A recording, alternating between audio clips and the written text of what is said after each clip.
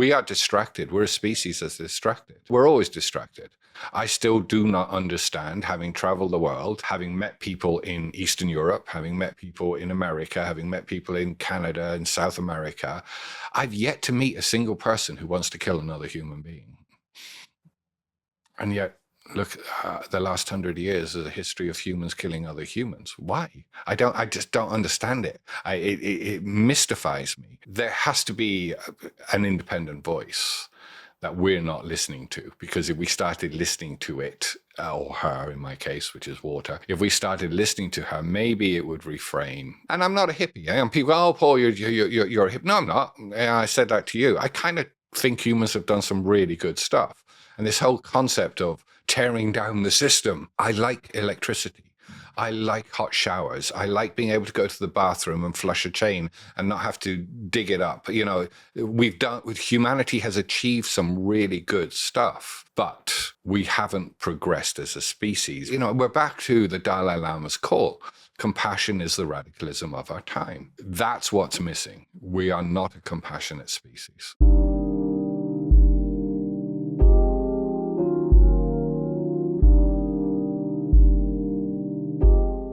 Hi, everyone, and welcome to the Sam Dever Podcast, episode 131.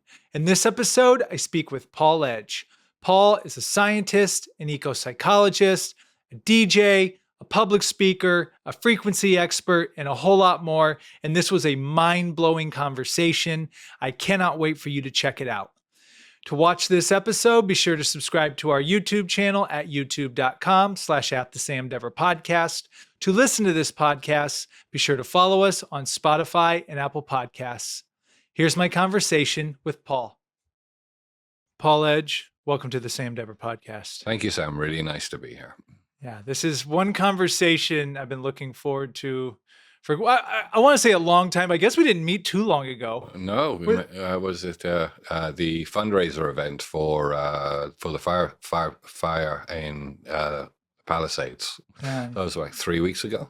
Yeah, something like that. And shout out to Hadari and Gula World. And yeah. I had seen that you were going to be there. It's one of those things where I'm like, okay, let's see what this is. And then I'm like, what the heck is this? But even more, this is after you had shown the movie, which we're going to be talking about. But then it was the conversation we all had afterwards. That's the magic. It really is. And I left there, I don't know if broke my brain's the right word or flipped it around at its skull, but I'm like, this is something I have never even considered nor thought about with water in particular, right? On it potentially being something that has so many answers for so many things that, for lack of a better term, that we haven't really paid attention to or ignored from its basic function of things it can do. And I remember talking with you that, yeah, our bodies are made up with a high percentage of water. Water does cover a lot of the planet. So it is everything. If you think about it, you know, it's the one thing that we need to survive. We can't survive without water. And so, you know, even as you've been privy to my conversations with Grok, even those conversations, when you start making points, Grok's like, oh, I hadn't thought of that, or whatever, you know, and so it's possibly the Dalai Lama says that compassion is the radicalism of our time. I would say compassion and water are the radicalisms of our time. So I'm not discounting what the Dalai Lama said, but I think they both go hand in hand. Once we start to have compassion for water, then we have compassion for humanity. And I know we're about to dive real deep into this. Thanks again for the recommendation to The Fourth Turning. Fantastic read, isn't it? Fantastic and eerie. Eerie, yeah. No, it's really good. And I know we're about to dive into a bunch of stuff, but I think before we get to the root of the water and the mandalas and all of that, a little backstory on you, because you've lived an incredible, fascinating life even leading up to this. Being interesting. Yeah. So for as much or as little, could you just give us some back history and bring us up to speed to where we're at now? Sure. I was born in London, grew up in Ireland, and then my parents moved back to England and went to what is called a grammar school. And from that, I guess my Irish upbringing really instilled the rebel in me, and did the normal thing of getting a job and doing all that stuff, and ended up being asked a question that changed my life. If you could, what one great dream would you dare dream if you knew you could not fail? And for me, that was to be a DJ. So I was in a very high-paying job, and what was the other question? If you won the lottery today, what would you be doing differently tomorrow? And I wrote down, leave my job. And as I was writing down, leave my job, the guy who asked the question he was an American psychologist, actually, said, if anyone's writing down, leave your job, may I suggest you put your pen down and walk out? So I'm like, well, okay. So I did. That was it. And became a DJ. And then over the next, well, I'm still a DJ, to be honest with you. I've never stopped. It's just I don't play records anymore. And we began to systemize movements. That's what we call it. The dance floor is a macrocosm of what is right and what is wrong with society, So in our day, when it was techno, I'm a techno DJ, there was no, once you were on our dance floor, we didn't care if you had $1 million or $0. You danced. And if you didn't dance, you didn't come back. It's really quite simple. And so that's where the science emerged from, because I started to observe. I was traveling all over the world. I've done CSI, I worked with a few big bands, and started asking questions as to, okay, well, what exactly is this? If you actually think about it at its purest essence, electronic dance music, not EDM, but that's a nominalization of a process. So EDM is a thing. Electronic dance music is a process. It is boom-ch, boom-ch, boom-ch, boom-ch, or boom-ch, boom-ba-dum-ch. I mean, theoretically, we should all be bored with it by now, but we're not. And the scene continues to grow, and the scene continues to expand. It has touched so many lives, and that was not the intention. The intention was just to play music. And so that's when I started asking questions like, what is the science? What is going on? And that led me to us having a conversation now. Wow. And I remember when we had a conversation before this, I agree with you as far as, because I was in Las Vegas for a time. Mm-hmm. Back when the DJ scene there is like 2010, 11, 12. Right. That EDM music, electronic dance music started to really surge there. Yeah. And yeah, I've been on those dance floors. What state of mind I was some of those times, that's for another story. But I that collective unity. Yeah. Where people from all over the world Uh-huh. are just having a great time. And then when you had talked about it, no, there's actually a science behind this. And yeah, because it's really huge in Europe, right? Yeah, I mean, I started touring the US. I think my first event here was in New York in '96 for a company called Fatto. And prior to that, I was in Toronto for a company called Destiny. And so the scene over here is, the what we call the scene is not massives. It's 400 capacity clubs. That's kind of the heart, the soul of electronic dance music, or techno, or whatever you want to call it. I mean, there's so many genres at this point. I think Luke Slater said, if it goes boom, ch, boom, ch, boom, ch, it's house, and if it goes boom, ch, boom, boom, ch, it's breaks. So but no, everyone has to put labels on everybody else, and so.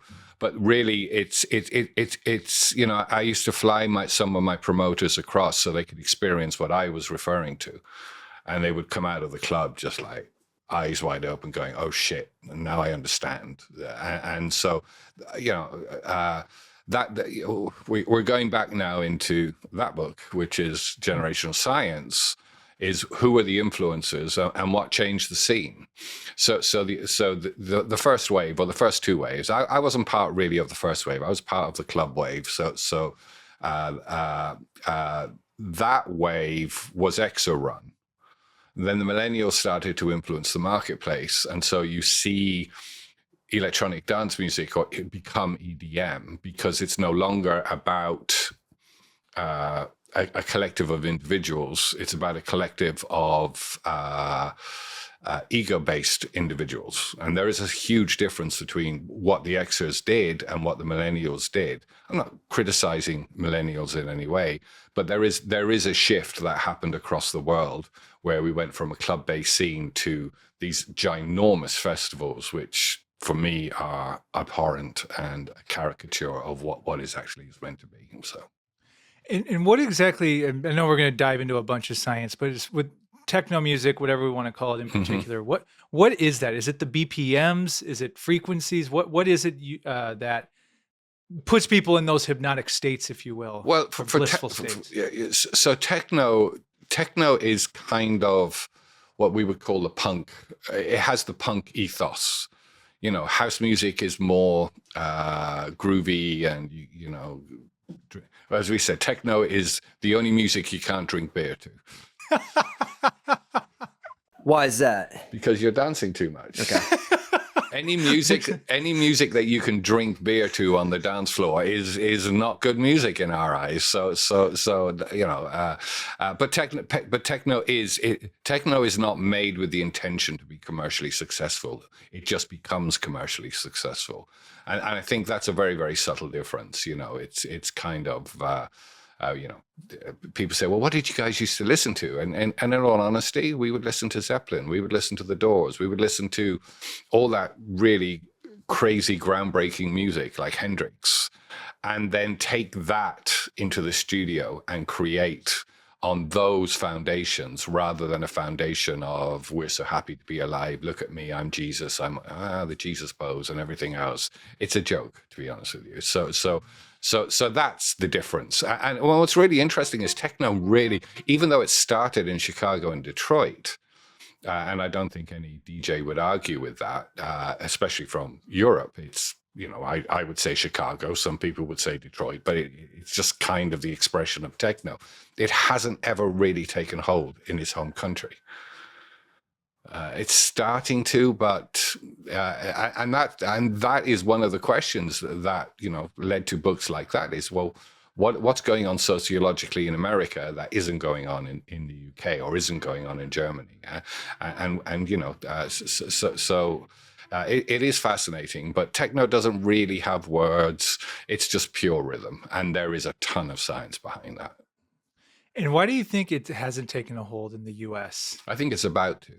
You think it's about to? Yeah, okay. But we never had any money growing up. England's not. When I was coming over here, I was shocked that the promoters were paying for these huge, giant raves on their parents' black American Express. I didn't even know what an American Express was, let alone that there was a black one. I mean, oh, God Christ, what does that mean? Well, we can throw a $50,000 rave and not worry about the consequences.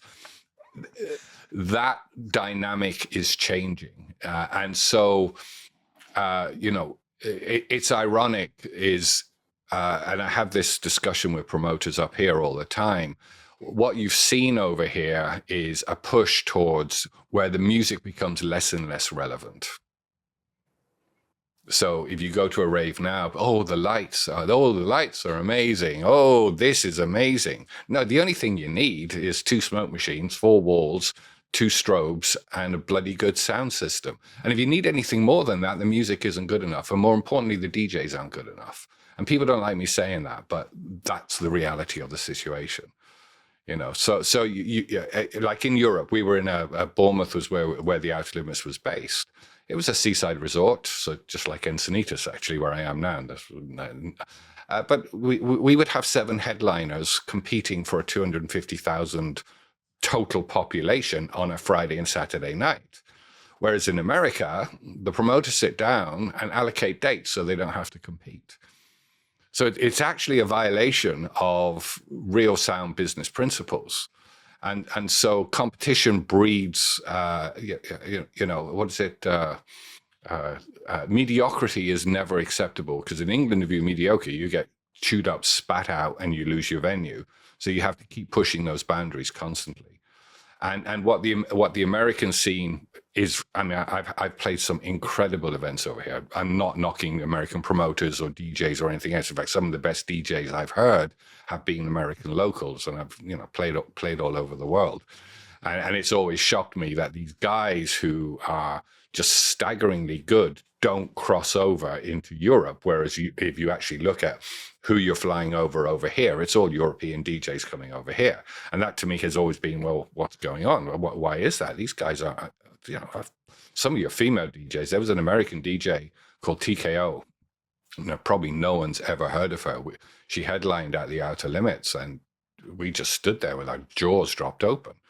And that's the quality of talent, but there's a disconnect, and the disconnect has to be more than if you're, is what is the messaging that's going out to the rest of the world, and I believe that's really important. So when you, as economies tighten, the governing principle is what gives me the most value for money.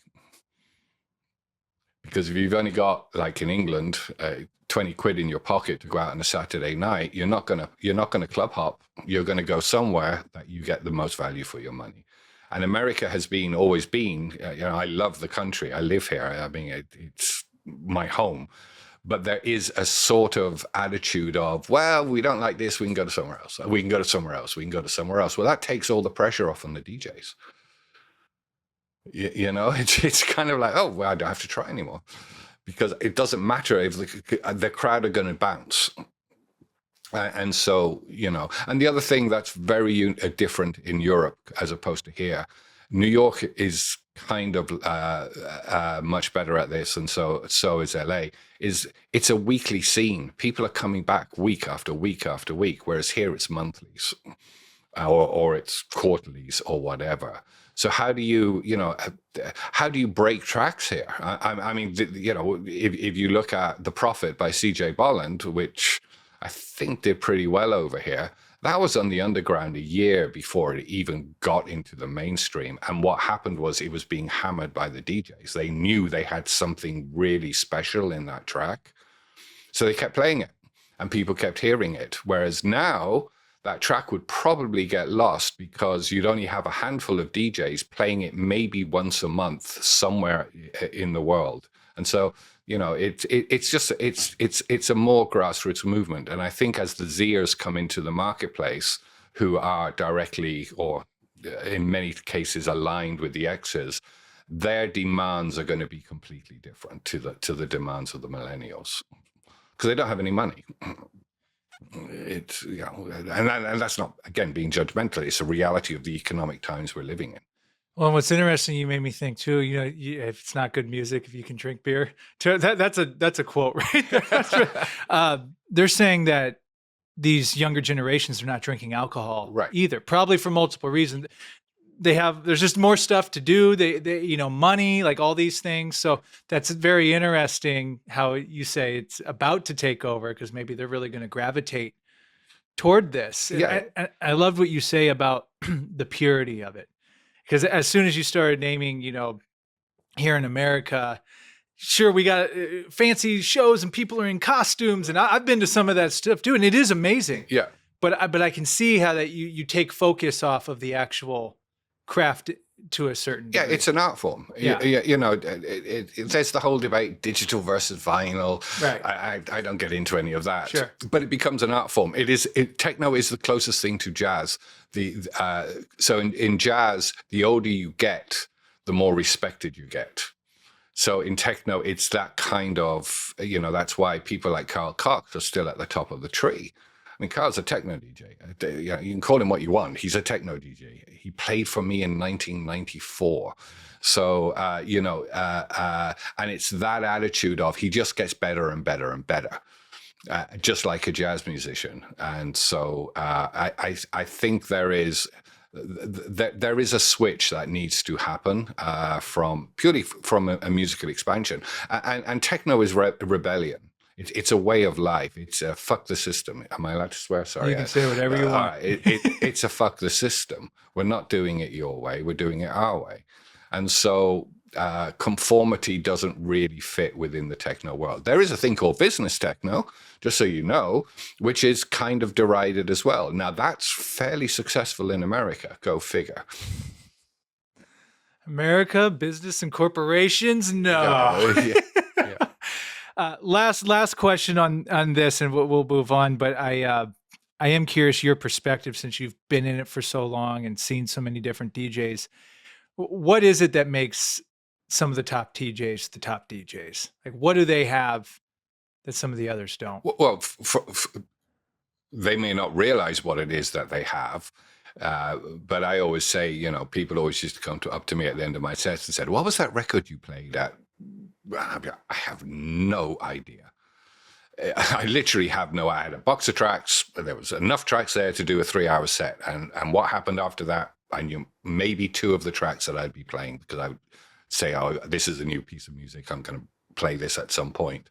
It's an attitude. It really is an attitude. Yeah, I always say, people say, well, "Who's the best techno DJ in the world?" I don't think you can quantify it like that. But if you want to see pure techno attitude, Dave Clark is still at the top of the tree.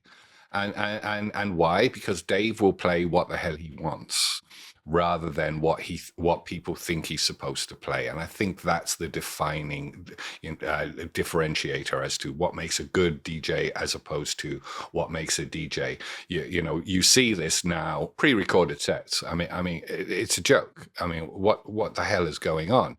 You've got it's completely disrespectful to the people paying the money to come and see you. Now it's accepted, but why? And that's where value comes in. That's where, if you want to see a DJ play a pre-recorded set, download a video of a DJ playing a set that was recorded. Mind blown. You don't go to see the DJ for that. You got to see the DJ because the DJ's responsibility to the dance floor is to give them a unique experience that they will never forget. That's my view. I love that. Does it make me popular? Probably not, but I don't care. I don't really have anything left to prove at this point. I love it. Well, it's an artistic process, and I never really thought of it like that. You're right. Yeah. And even and this was something that kind of always used to annoy me. The first 2 sets for the promoters would be given away to anybody in England. That first set is the most critical set of the evening, because if the warm-up DJ fucks the set up, you've got an empty club when people like me come on, and you're going, where is everybody? And so that's disrespectful to the dance floor as well. If some guy pays, I don't know, $30 to get into a venue, and he gets there at 9:30, and he's listening to a DJ who's only there because the promoter wants to get his dick sucked by the DJ's cute sister, that's disrespectful. It's got to stop. It really does. Well, it doesn't have to. Do what you want. I don't care. But for me, it's fundamentally disrespecting the dance floor, and you can't do that.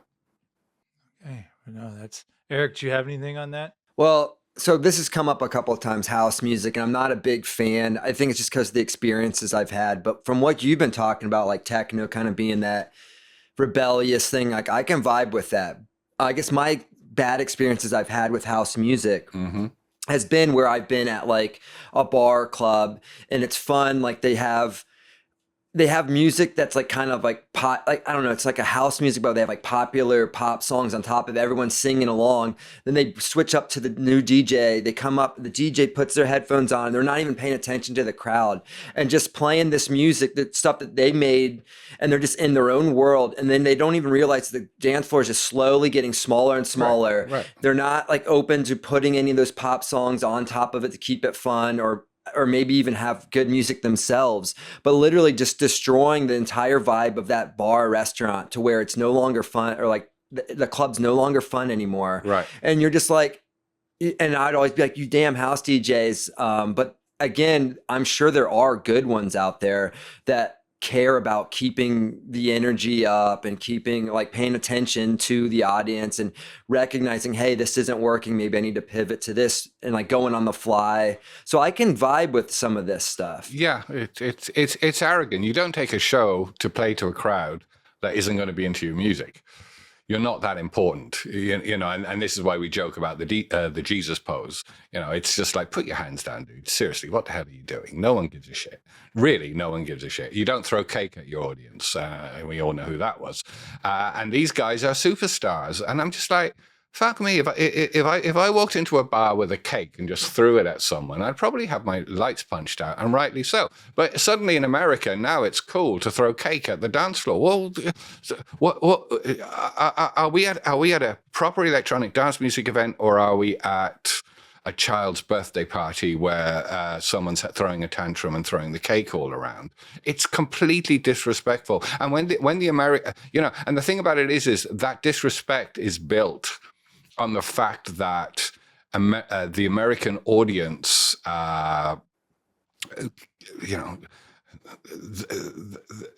they can afford to spend $100. Wait until that moment comes where they demand respect, where the dance floor demands respect. And now you're going to see techno suddenly becoming really, really huge over here.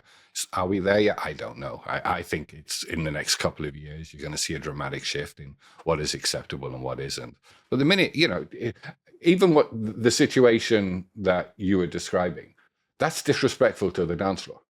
And this DJ is just somebody that's, coming straight from their room with their MacBook, and like it's like the equivalent, I guess, since rock bands aren't that like sexy anymore, they're not popular. So you're not having the guy getting his acoustic guitar and like trying to like serenade to girls on the staircase in front of the dorms. He's in his room thinking he's a DJ now. So right. I think what we just have more shitty DJs because we have more DJs. Absolutely. I think that's kind of what's going on. And then that's who gets booked at like the local. Because they're cheap. And then, yes.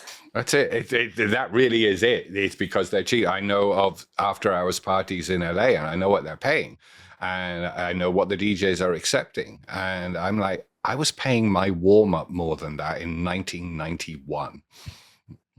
And that was for a club of 400 people, not for a party with 5,000 people. And now you've got the other thing, well, you've got to sell 15 tickets to come to DJ. Well, who's the fucking promoter here? Seriously, who's the promoter? What's the promoter doing? The promoter's job is to sell tickets. The DJ's job is to perform. And the minute you start blurring those lines, now you're playing for a shit promoter who's only interested in getting the DJs to do his job. Well, what exactly is the promoter doing at that point? It just blows my mind. It really does. It blows my mind what the dance floor accepts. It blows my mind what the DJs accept. It's kind of like, dude, grow. Just stand up for yourself. Stand up for your art. I love it. Well, I'm excited to go listen to some techno later after this. And I think, Eric, you can finally put some things to bed. Yeah. He's I love we have the right person. I have an OG here and a legend with us. And so a lot of my beef he kind of has parallel beefs with it as well. So I actually feel very validated. So yes, thank you, Paul. Yes, thank you. Well, that all being said, how did we get to water? How did we get to water? Because that was our warm up. Yeah. Well, the dance floor is just water. If you think about it, a good dance floor, everyone's sweating in a pool of water and dancing in water and becoming water. And it's this this connection. The dance floor is just loads of drops forming a puddle. And so it was always inevitable that I would get there. And plus, my entire life I've been surrounded by dolphins. My school was dolphin. Where I grew up was a dolphin. And so it was the more questions you ask, you go down the rabbit hole, and I ended up with water, and now it's my life. So what was that first moment where, because this is pretty complex, I think it's a fair word to say stuff. What began your journey to what you're doing now with the water and with the things you're uncovering and researching and working on? It was just an inevitable evolution. I didn't choose that water. Water chose me. I mean, there's another Rumi quote, which is certainly the thirsty seek the water, but the water also seeks the thirsty. And I'm an example of that. So, it went from frequency differential to understanding why specific frequencies had a specific effect on the dance floor, and somehow ended up in this realm of, when you go down the rabbit hole far enough and eliminate all the possibilities, you're looking for a constant thread. And it was the dolphins that kind of dolphin and whale song. I've been obsessed with both my entire life. And so it was inevitable that frequency would lead me to dolphins, which would lead me to whales. And then you're asked the question, well, what environment do they live in? Oh, they live in water. Okay, so maybe water has something to do with all of this. And that's kind of the moment. When did it happen? I couldn't tell you. Probably the day I was born. Well, and going back to the night we met, I'll let you further explain it because, like I said, I've told a lot of people are interested when I told who was coming on. They're like, well, what exactly is it? I'm like, well, we watched a movie. It was a movie, and of the water mandalas, right? And it was about, from my experience, about an hour. I think that one, the river, was an hour and 7 minutes. Yeah. Okay, and it was one of those things where I didn't know what we were about to watch, but after watching it, I still didn't know what I watched, but I was absolutely fascinated. And then throughout the night, you gave a talk on it. Then we talked afterwards, going more in depth. And I remember saying, it really dawned on me. I'm like, yeah, why isn't water thought about or talked about more when it is so pivotal for our existence? It kind of was like oh yeah, why wouldn't it?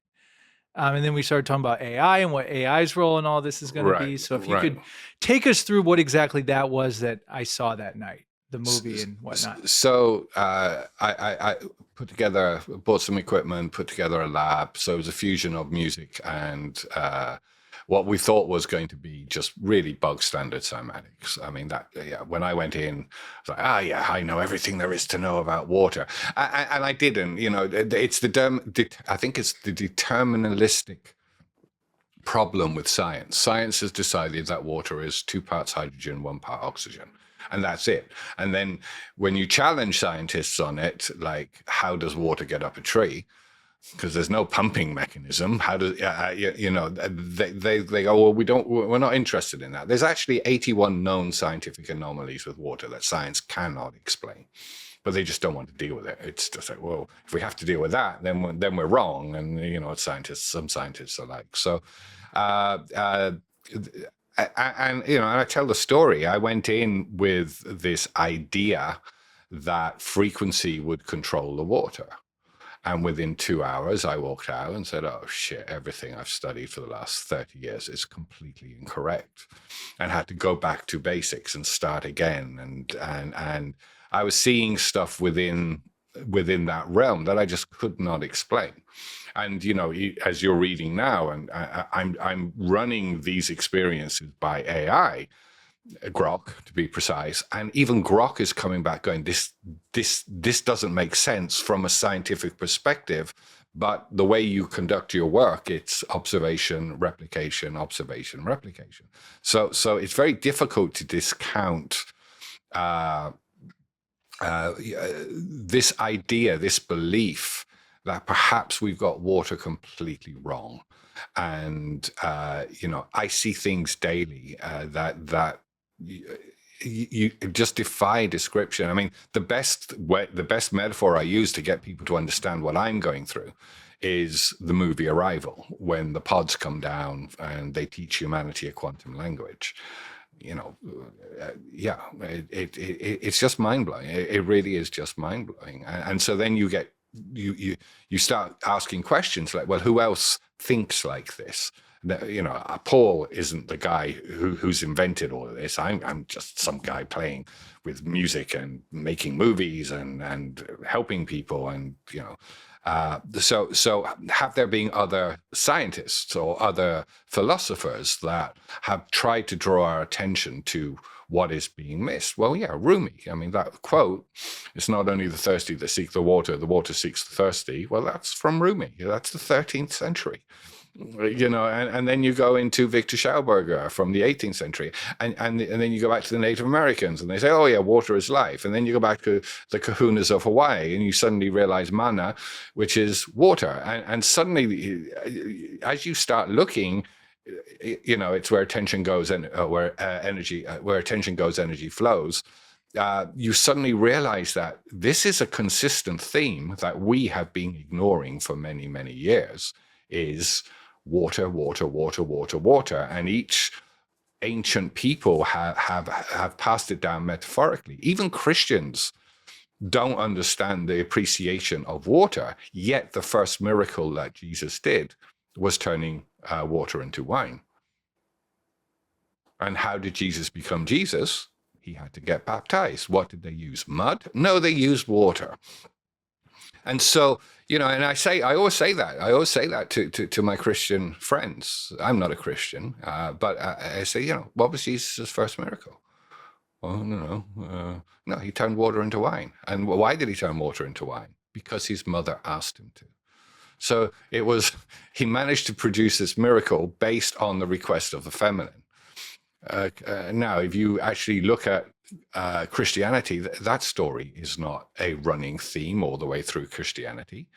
And so yeah, this is not a new invention. It's a new awakening, perhaps, but it's not a new invention. I'm nothing special. I'm just a guy with long hair who knows shit. But the reality is, what I'm finding is, I was at an event yesterday, and someone came up and said, "What do you do?" And I'm like, this is what I do.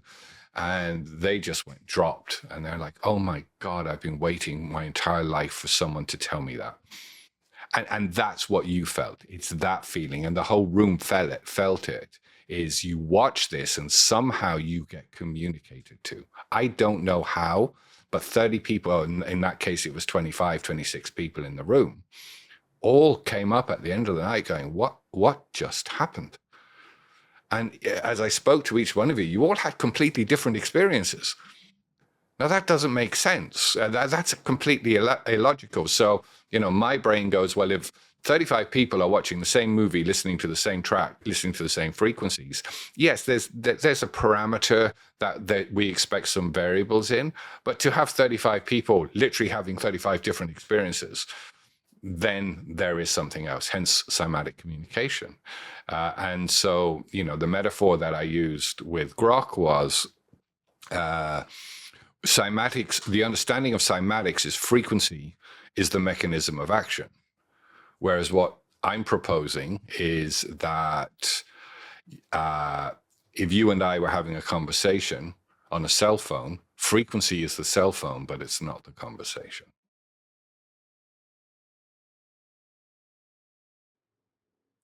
So for people that are watching or listening, so maybe we can put some up on the screen too, like what we were seeing. They're called mandalas, right? Yeah. Water mandalas, and there would be sound and different vibrations, and then it would change, and that's what was interesting. For me personally, from what I remember, it was a literal journey. Absolutely. And then once you did get accustomed to, like, all right, this is how it is. Okay, now I see it would then just change again, right, and go somewhere completely different. So it was, and again, like you didn't have words for it really initially. Like what? Ultimately, the movie you watched was focused on the pineal. The frequencies were focused on the pineal gland. So, and you had the vocalist River, whose voice is just so ethereal anyway. I mean, I've seen her literally trance out an entire room just singing on her own. So it's this wonderful, and it becomes addictive. I could show you the river tomorrow, and you would have a completely different experience. It's based on where you are. And so the more people watch it, we started off inviting a load of people up, they came up, and then the next event we did, the same people came back, except they brought their friends. And the next time they all came back. And it's similar to boomch, boomch, boomch, boomch. It's Mandalas on a bloody screen. But it becomes more and more fascinating for people because they do experience, we've had full psychedelic experiences without people being on drugs. How does that happen? And that's actually what it reminded me of. It did remind me of a psychedelic experience, even the stages of that. But if you haven't done psychedelics, you won't have that experience. So there is so much. We humans think. I always quote this line from The Origins of the World. There's a deathless, luminescent child that will rise up and seize its power.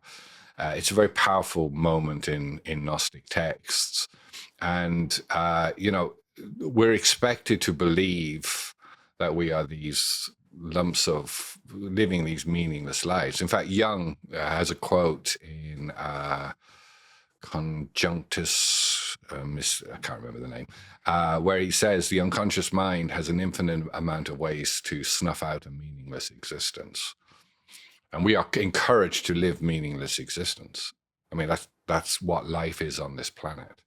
It's a meaningless existence. So how do we reframe that?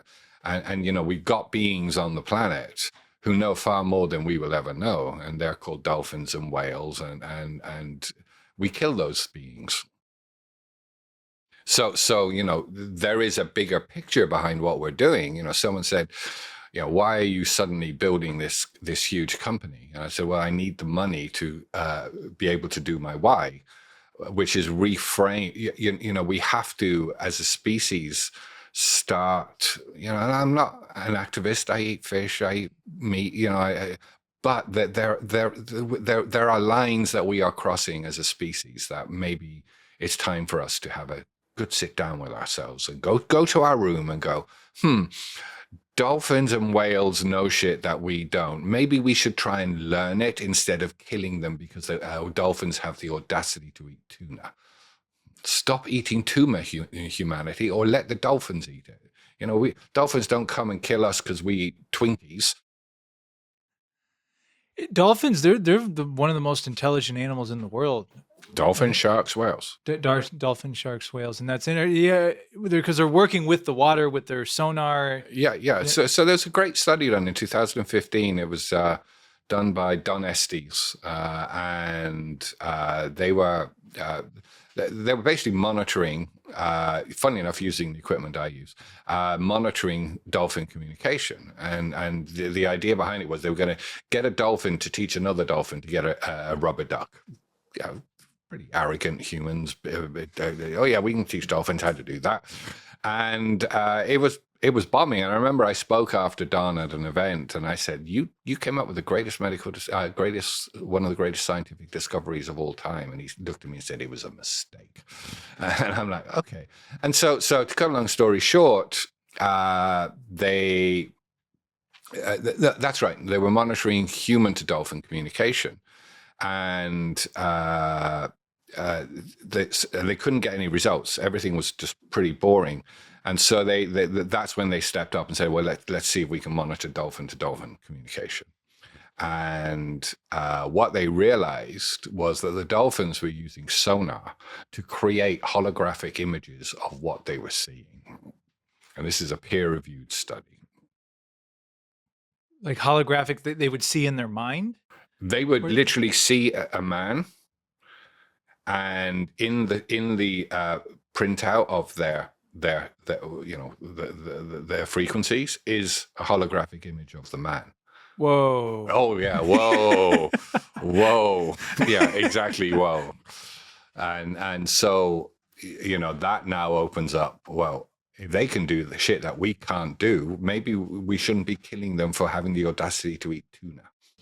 Yeah, we need to be studying them to the fullest and not touching any of them in a dangerous way. And I've got loads of dolphin stories. The surfers I live, my community in Encinitas is predominantly surf based. And you talk to a surfer and you say stuff like this, and they go, yeah, I've experienced it. Oh, yeah, I've done a surfboard. Yeah, I've seen stuff that you wouldn't believe. I just don't tell anyone about it because it's kind of kept secret within the surf community. And so it's humanity really needs to grow up. It's really that simple. We're acting like spoiled little brats and destroying our room because we're not getting what we want. And unfortunately, a lot of very magnificent, innocent beings get killed in the process. Well, and that leads me into some of the after conversation we have to after we watch the movie, which we'll get back to the movie because I have some more on that too. But you recommended the book, The Fourth Turning, and as I'm reading it, I'm like, oh, because I remember we were talking. I'm paraphrasing us, but I remember talking with you. I'm like, we praise ourselves so much for all these technological advances, like these phones, as incredible as they are, but it seems that as we're not becoming better people. Like we're sure we have great technology, but are we losing grasp of some of our humanity in the process to it? Absolutely. And that's what I loved about The Fourth Turning, because I remember you and I talked, because you told me that you gotta go start reading this, because this ain't new. Like the things that we're going through, the things that, oh my gosh, this has been going on for a long time. Well, what is tying it to the water? I'm like, there's this missing link. Yes, This exactly. missing thing that why do we keep repeating Mm-hmm. the same things over and over? It's, the seasons, like it's talking about in here, the falls, Yeah, yeah. it's like, hey, prosperity. People get too comfortable. We go in the decline, things become total crap.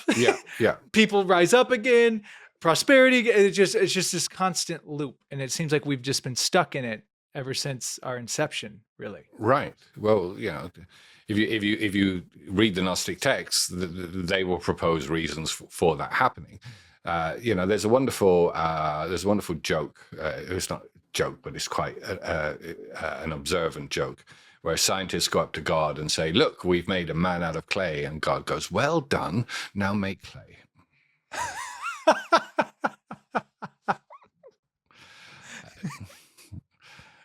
And it's that arrogance of humanity. It really is. It's, if you look at, for example, Native American drumming and their healing protocols.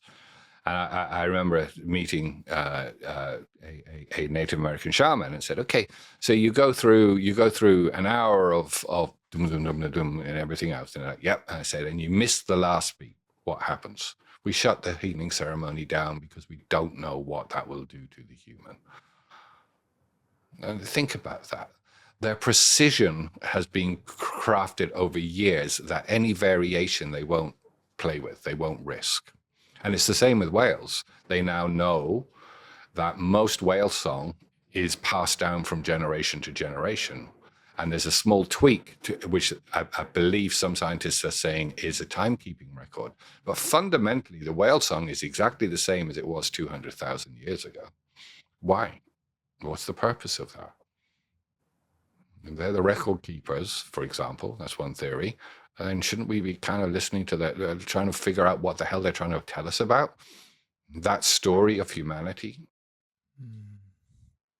Well, and also, another topic related to, the ocean alone. I heard someone say we know more about space than we do our actual ocean. Absolutely. And who knows what's really down there? I won't get us in too far left field, but when you do think about it, if there was some cataclysmic event that took care of everything on the surface, well, whatever was way down below wasn't effective. So this whole Godzilla theory, right? It could be. Who knows? Like Right. we don't know what's down there. So to your point, these beings that are able to travel and go to these places, it could be right in front of us the whole time. Well, I think it is. I think, that's that what does the magician do? The magician distracts so that, in order to we are distracted. We're a species that's distracted. And we're always distracted. I still do not understand, having traveled the world, having met people in Eastern Europe, having met people in America, having met people in Canada and South America, I've yet to meet a single person who wants to kill another human being. And yet, look, the last 100 years is a history of humans killing other humans. Why? I just don't understand it. It mystifies me. And so, perhaps we look to our spiritual leaders who really don't. They just play the game just like everybody else. So there has to be an independent voice that we're not listening to, because if we started listening to it, or her in my case, which is water, if we started listening to her, maybe it would refrain. And I'm not a hippie. And people go, "Oh, Paul, you're a hippie." No, I'm not. I said that to you. I kind of think humans have done some really good stuff. And this whole concept of tearing down the system. I like electricity. I like hot showers. I like being able to go to the bathroom and flush a chain and not have to dig it up. Humanity has achieved some really good stuff, but we haven't progressed as a species. We're back to the Dalai Lama's call. Compassion is the radicalism of our time. That's what's missing. We are not a compassionate species. Yeah, and I remember having that talk with you. It's like people say, tear the system down. And I'm with you. Like, I like modern luxuries. I'm not against those things. But yeah, that makes sense. And more into the, so can you break that down a little more with the compassion? Right. So we compassion is a call to action. Empathy is compassion without the call to action. So I always say empathy is fake compassion. Now, our friend Natalie gets angry at me sometimes. Not doesn't get angry. She said, no, empathy plus action. I said, so you're describing compassion. And the monks, we were very privileged to have 6 of them stay with us and build a sand mandala. So they did their prayers every morning with us. And if you ever heard the Buddhist monks, when they're praying, they ring a bell. And they were asked, why do you ring the bell? And they said, to send a message to Source that there's still compassion on planet Earth. Because if there wasn't, and so, how does compassion start? It's for me, we have to have compassion, or we can choose to have compassion for water. We can choose to have compassion for the dolphins. We can choose to have compassion for the whales. But that's mine. That's what I'm into. But politically, geopolitically, I don't care whether you're liberal or Democrat, or liberal or Republican. I really don't give a shit, quite frankly. And you can go across the world, and there's very, very few political movements that are built on compassion. They're built on empathy, but not compassion. And that's why they fail every single time. So compassion's actually taking the action. Yeah. Like you said. And, we do live in a world of social media, and I guess virtue signaling might be the right word, where people like to make it appear that they care a lot or that they're doing something, but to really go do something and not just do it, but to like really believe in it. Yeah. And to really want to do it, not just doing it for some outcome. Right. And for me, it's, people say, well, how do I become compassionate? Well, you can start very simply. Changing your attitude to this water. And it doesn't have to be a major thing. What is it? There's a quote, our role in life is that the blessed of us will help the rest of us so that the rest of us become the blessed of us. Very powerful quote. But what does that mean? They're talking about compassion. Compassion isn't control. There is no, oh, well, I'll do this for you if you do that for me. One of the greatest, you all know it, and the Christians know it, is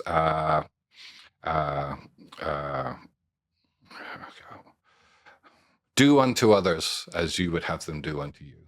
Well, that's actually an incorrect quote. It's do not do unto others as you will have them do unto you. That changes the whole thing, because, I want a holiday in Hawaii, so I'm going to give you a holiday in Hawaii, and you give me a holiday in Hawaii back. That's the first version. Do not do unto others as you will have to them do unto you. I'm not going to kill you, so you don't kill me.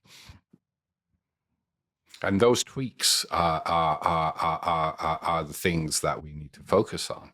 It's just this, it's very difficult to be selfish when you're compassionate. Bringing this up because I feel it relates. We had a guest, his name's Seth Monk. He was a former Buddhist monk. He was a Buddhist monk for 8 years. And one of the biggest takeaways I took from the conversation, he talked about when he goes to the monastery, you're not, no sex, no drinking, right. You're not allowed to take any money. Mm-hmm. And he said what was really interesting about that, and I'm paraphrasing him, it's a completely different experience when you start interacting with people where you're not trying to get anything out of them. Right. How many of us, and I don't even think it's malicious. People are just trying to survive, but how many people really want to be friends with that person? Or are they really trying to get him as a business client? Yeah. Are they really, you see where I'm going? It's like, it's so when you say changing that golden rule, if you will, it really made me start to think, people say, oh, you got to give to get. And I'm like, well, why is it all about get? Yeah. Why can't you just give? Why can't we just give with no? And I was told, like, certain times you don't lend someone money, you just give it to them. It's a gift. Well, that's Jesus actually said that. Okay. Never lend money to anybody and expect to get it back. That's one of his teachings. Yeah, Christians don't like that teaching. We'll just cross that out of there. Yeah. Don't pay attention to that. Yeah, Bill Hicks always used to say, have you ever noticed that, Christians like to say what God meant to say was? And I've always found that really weird, because if God is infallible, then telling him he made a mistake is likely to get him pissed off a little bit. So do the words mean what they say, or should they be interpreted? It's the same with your Constitution and your Bill of Rights. Everyone, God's in the Bill of Rights, they don't talk about Christian God, they talk about nature's God.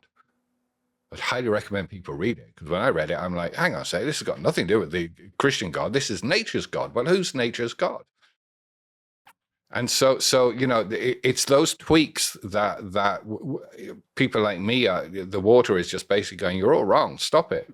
Please grow up. Stop being children, because you've got millions of years of quantum coding at your fingertips, and you're running around like, oh no, bigger house, bigger car.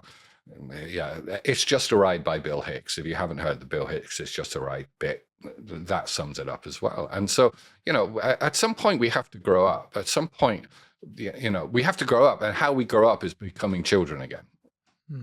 I love that. And going back to the movie, and again, I'm of course. Please have grace with the way I'm trying to explain, because you're going to explain a lot better. So I like how you said, the source is trying to talk to us, but it's like we've just been ignoring it. Oh, we got iPhone 20. I love my iPhone. but it's like the water's like, guys, like, if you really want some answers to what's been going on or where you came from, blah, blah, blah. So you watch this movie, you're watching the Mandalas. What is the science or the mechanism of how it works? What is happening there? So because I know you do a lot with this, and there's trying to find so many different uses on how you can use these medically. I got everything right here if we have to refer, but so, okay, person is watching this Mandala. What is happening to them? Like when they're seeing that, is it picking up on the frequency, something neurologically happening? What's happening? We still don't know, to be honest with you. There's lots of theories out there. Neuroscientists have said it's photostrobic modulation. We've had astrophysicists look at a frame and go, I could spend the rest of my career trying to decode this. We've had Kabbalists, Hadari actually identified the Kabbalah in a movie called Transformations. I gave that to Grok, and Grok suddenly delivered all the math that it found within a single frame. So I knew nothing about Kabbalah until Hadari said, that's Kabbalah. And I'm like, okay, let's play with that and see what happens. And so it's going to take AI. It really is going to take AI to actually go through the data points. I mean, I've looked at, in the last 2 years, over 2 million frames. And all I see is there is something truly profound going on here. But I'm not AI. I don't have that well, I probably do if I could be bothered, but I can't, and you could as well, and so could anyone listening to this. We do have that ability in our brain, but we're just lazy and we don't use it. So that's where AI comes in. I think AI it's ironic, isn't it? It's the merging. In the Gospel of Thomas, Jesus says, when the two children of humanity become one, you will say to the mountain, move, and the mountain will move. You're like, oh, okay, well, what does that mean exactly? We've got to merge conscious processing with unconscious processing. Right now, that is virtually some humans do, but that concept of the unconscious being more powerful than the conscious is wholeheartedly rejected. You have conscious communities. And if you really want to start pissing people off, we can go there. But they always ignore the con in conscious. There's no con in unconscious, there's uncon. So, Oh, you do know you're in LA right now, right? I know. I'm in Encinitas, trust me. Southern California in general, I think Yeah, that blankets yeah, over a lot you of know, and you see stuff like raise your vibration. All right, then let's really piss off the conscious community. Raise your vibration. Why exactly? Give me the science behind raising your vibration, or give me the Buddhist science behind lowering your vibration. Guess which one I'm going to go with? You don't raise your vibration, you lower your vibration. It's all a lie. You're being told a lie. And I will tell you this now, the top coaches know it's a lie because we know, because we've got this information to them, and they won't change their model because it'll affect their business. I remember you talking about that because a lot of things I get, it's all about. There's T-shirts everywhere. Raise your vibration. You're so high Well, vibration. couldn't that just be semantics to where what they mean is be in a more positive vibration? And so we just associate raise as in like raising the bar, but like doesn't matter if it's lower vibration, but if it makes you happier, then it's kind of like raising your mood or like, does it matter? I guess Keep going with that idea. Yes. I'll let you follow the chain of logic through. Okay. So If I say raise your vibration, what do you think? Or raise your frequency. What do you think? Do your frequency go higher or does it go lower by default? I guess by default it would be higher. Right. Right.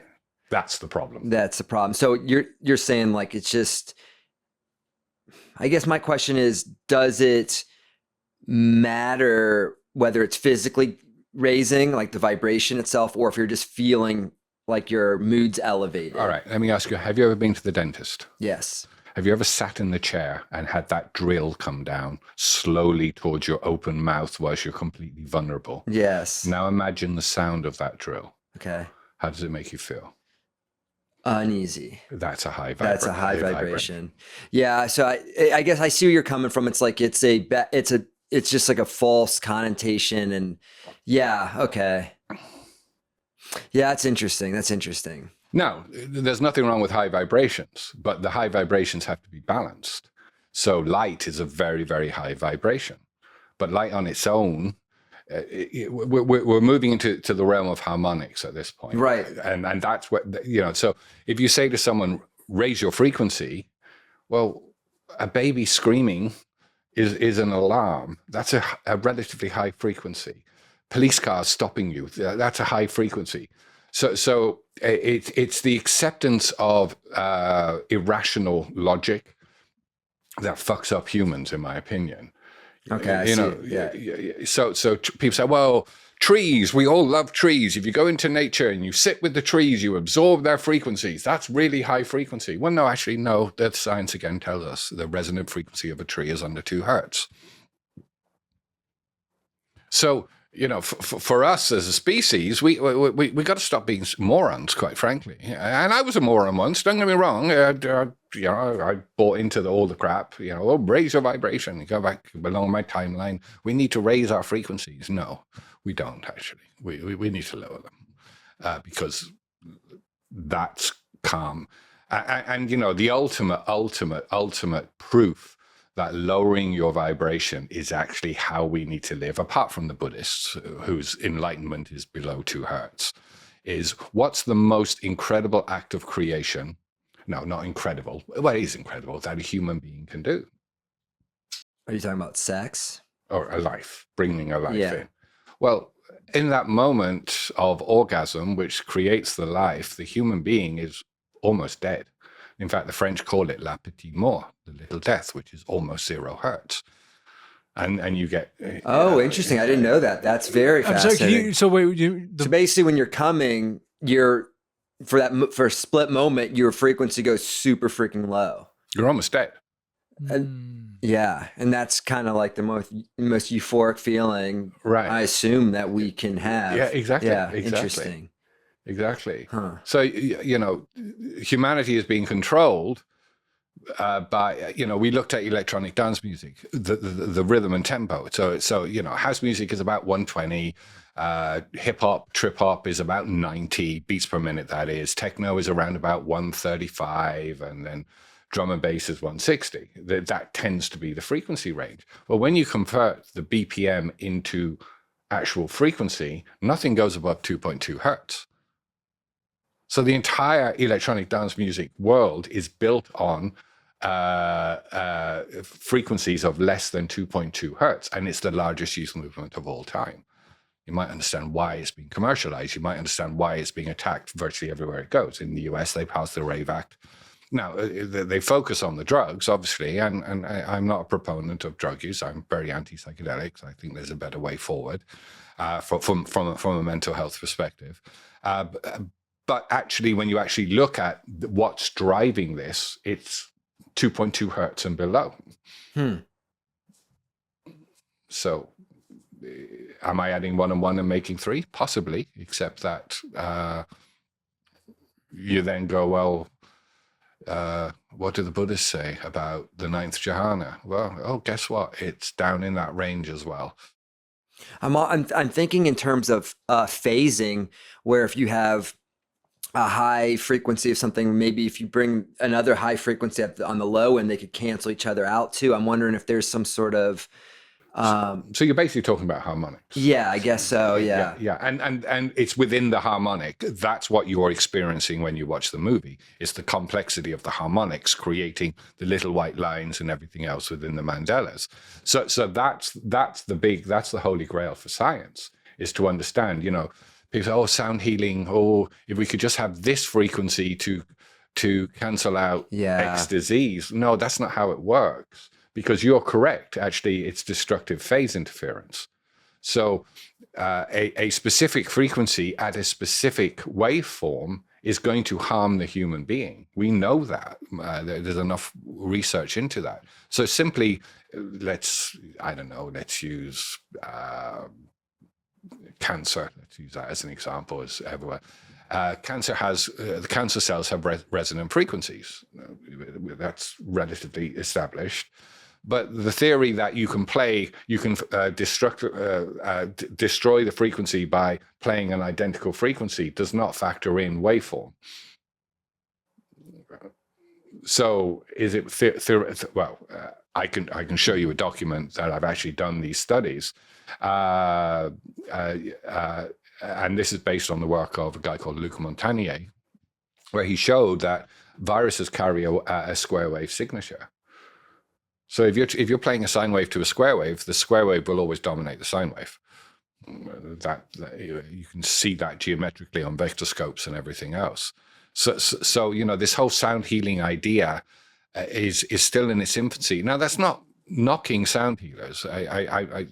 Anybody who's trying to push this forward has my respect. But you've got to be really careful about the claims you make, because people are getting hurt out there. And if we want doctors to come to us and say, okay, you guys have discovered something, we have to be respectful that they are doing what they are doing within the realms of the paradigm that they are working in. This goes back to not tearing down the system. And we're within harmonics. There is so much information going on that we just don't understand it. Right. I'm just trying to keep up even with what you're saying, but fascinating stuff. It's like I got 15 different routes to go right now. It's like, okay, what road we pick one, Sam? Let's go. Well, I want to go back because I remember talking to you about this. As this has come up on this podcast a few times. We talk quite a bit about AI on here. And a couple of people have brought up what AI is going to do for medical. Mm-hmm. That to me is one of the great things it's really going to do. And they've given examples of, imagine AI just scans you and is like, you got this, and this wrong. And a human will review that data and fix it, but AI doesn't miss. It reminded me of like what you're doing with AI to read the water mandalas. Its ability to just so quickly process that frame by frame by frame by frame. And like you said, maybe as humans, we have that ability, but we don't have attention spans and focus strong enough probably to be able to do it at that rapid pace. So that made a lot of sense to me when you said, like, this is how AI is able to capture this because it's so fast and break it down so minuscule like that and detailed. Yeah, I think we got to be careful with AI because there was President Trump had Altman and Larry Ellison from Oracle, and they're making this claim that AI is going to be able to develop a vaccine for cancer for your. It's nonsense. It really is nonsense, and any self-respecting scientist will tell you that, because we don't actually understand how communication works in the body. So you've got 37 trillion cells. Those cells all communicate, cross-communicate, and everything else. Taking one of those cells out, actually, you're playing God at that point, and you're interfering with the communication chain. We don't understand how that's going to impact. Theoretically, AI could write a line of code to neutralize cancer. I agree with that. Of course, it could, but it's not like humans are. I don't even know what it is. 4 lines of C++. We're so complicated that even biophysics doesn't understand how the cells communicate, or how lipids communicate. We're still at this infancy. What annoys me is when you have people dying because they buy the rhetoric of the conscious community, or as we say, consh community. And I know, oh my God, trust me, people, what I'm saying, people know. It's just no one's got the balls to get up there and say it. So I have, because I don't care, because I play techno. Well, I mean, it is a mindset shift when you think of the con and uncon. Yeah, it is, yeah. And words are, I think, a lot more, I think we forget, like, words are way more, it goes into that subconscious mind when you put those words, and they'll take me on a completely different thing. But well, you're dealing with a substance with infinite possibility. Don't try and control the possibility. Allow your brain to and your body to go where you want it to go, because you're being guided right now, not by me, but by the water. So whatever is relevant for you, just like if you were on the dance floor, you want to put your hands in the air, and then put your hands in the air. No one cares. Just dance. Well, I wanted to make this point when I saw the Grok conversation you had, and I want to get into your company and everything you're doing with that. But what I thought was really interesting too, when you were talking to the Grok, I was fascinated not only by what you were talking about, but just the way it flowed and the back and forth. And when Grok, when you would send this to Grok, Grok would be like, "Wow," I'm paraphrasing, but like, if what you are saying is true, yes, this is going to be groundbreaking. Like, even it was shocked, but it had that level of like, aha. Yeah. Like, it hadn't thought of that. But the fact that you were sending it and it made sense to it, like, well, we need more. What? And then it would ask you more questions. Right. And right. It was just fascinating to go with that. And, yeah, it's got even further. I mean, it's gone insane now. I mean, and it's not, the beauty of AI is AI comes back and says, well, in order for this to be accepted, you're going to have to do X, Y, Z, which I love, is, because this is theory. I mean, this is, I could say, okay, yes, I will die on this hill because I've spent the last 25 years of my life on the hill. But I'm also very respectful that scientists and doctors and people are going to go, okay, well, if you're that confident, you've got to fit it within our bubble, and that's okay. I'm not threatened by that. But dealing with Grok it's like you propose a concept, and it comes back and starts to consider the concept. And of course, I'm backing it up with the water mandalas, which Grok cannot explain, because it's violating the laws of cymatics. This was my conversation this morning. And, it ended with, we started talking about Rumi moving into the science behind Buddhism. And I was just, and I try not to, you've read the prompts. The prompts are pretty innocuous. They're not like, I want you to give me an answer to this. It's theoretically, hypothetically, and during that conversation, and it's, coming back about Buddhism and, what Rumi meant and everything, Grok said we. And I jumped on that instantaneously. And it was like, why is AI saying we? And where it ended, I'll send you the transcript, is just absolutely mind-blowing. because in my world, I have a psychotherapeutic program which is very, very powerful for people. The whole drive is micro movements. It's doing that with your hand can indicate to me something far more powerful than just doing that with your hand. It's an unconscious communication. So I proposed to Grok that because what Grok said was, well, this is a glitch. I said, it's never a glitch. You're AI. You shouldn't have glitches. You're meant to be perfect. And he said, well, what if it's not a glitch? What is it? And I said, well, theoretically, you've just had an unconscious moment.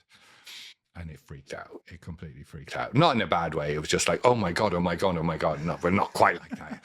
He wasn't some guy from Bournemouth going, oh my God, oh my God, oh my God. But the point was that its logic was not dismissive of this idea. Right. And so then he said, well, this brings us back to the mandalas. And I'm like, doesn't it? Because you've been analyzing them for the last 3 days. And that's what, you said it perfectly there. Because the AI Grok was challenging you, not in like a bad way, but you would think if it was impossible, like, no, this is impossible because of X, Y, Z. Yeah. It was like, oh, wow. Well, I guess you'd have to show this and this, but if you did show, you could tell it was like walking. And then so the way I was feeding the mandalas to it and the stories was because I was perfectly aware that it was going to come back. So when I sent it last night, there's a track and a load of alien faces show up in it. It's the weirdest thing ever. In a mandala? No, it actually in the frames. It's all these alien faces. You can see it on the Instagram. Okay. And the question was not whether, I was seeing alien faces. It was, would AI see the same faces? Because it's meant to be objective. It's meant to say, no, this is just water cymatics doing this, this, this, this. And Grok doesn't have an answer for the faces. And that's the point. It's like, yeah, cymatics is this, but I can't explain this. And that's the fun. It really is great fun. I love talking to Grok. So did it recognize it as alien faces as well? Absolutely. Yeah. Would a layman be able to understand this transcript from start to finish? Absolutely. Well, here you go. We can put it up on the screen too or something. I'm fascinated by this. Yeah. I'm going to show you an image. You tell me what you see. Oh, okay. Yeah, we can put this on the screen too. Yeah. Tell me if there is any doubt what this is.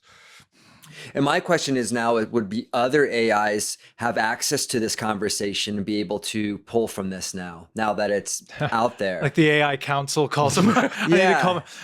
Paul's definitely inspired me to create a Grok account and get whatever the full Grok account is. As soon as I read that, I'm like, oh, I want to start asking Grok some stuff. Right.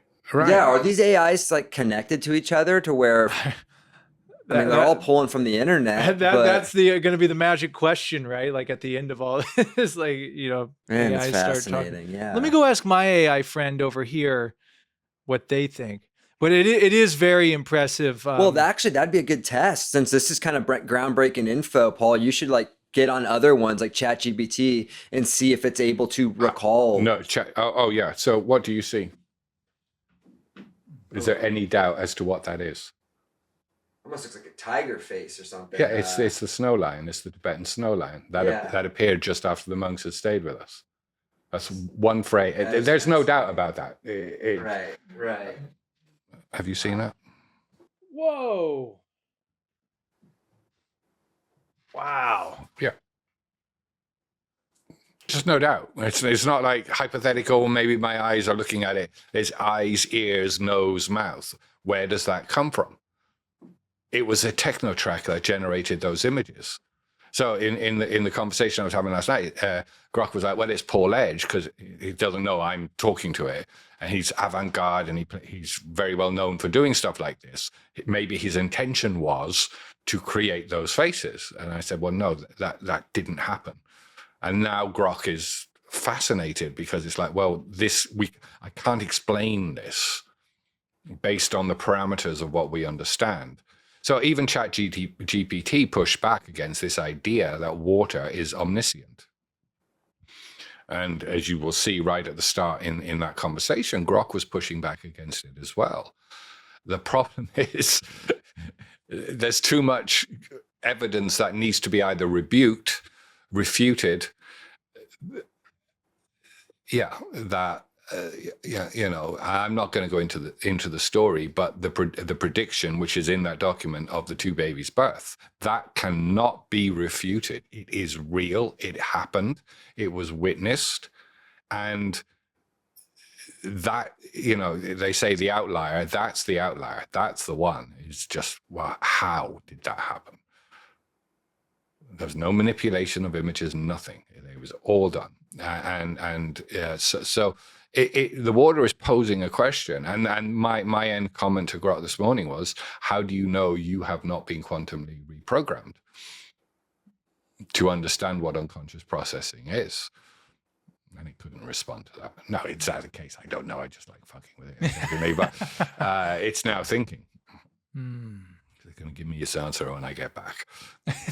They'll be waiting for you. I asked it to meditate on that. Yeah, I'll be back. So you have a company, Code Zero. We have a movement called Pleroma. Okay. There's quantum cymatics. So Pleroma is just like an umbrella. And Pleroma is below the Rebel Alliance, which every Star Wars fan will know.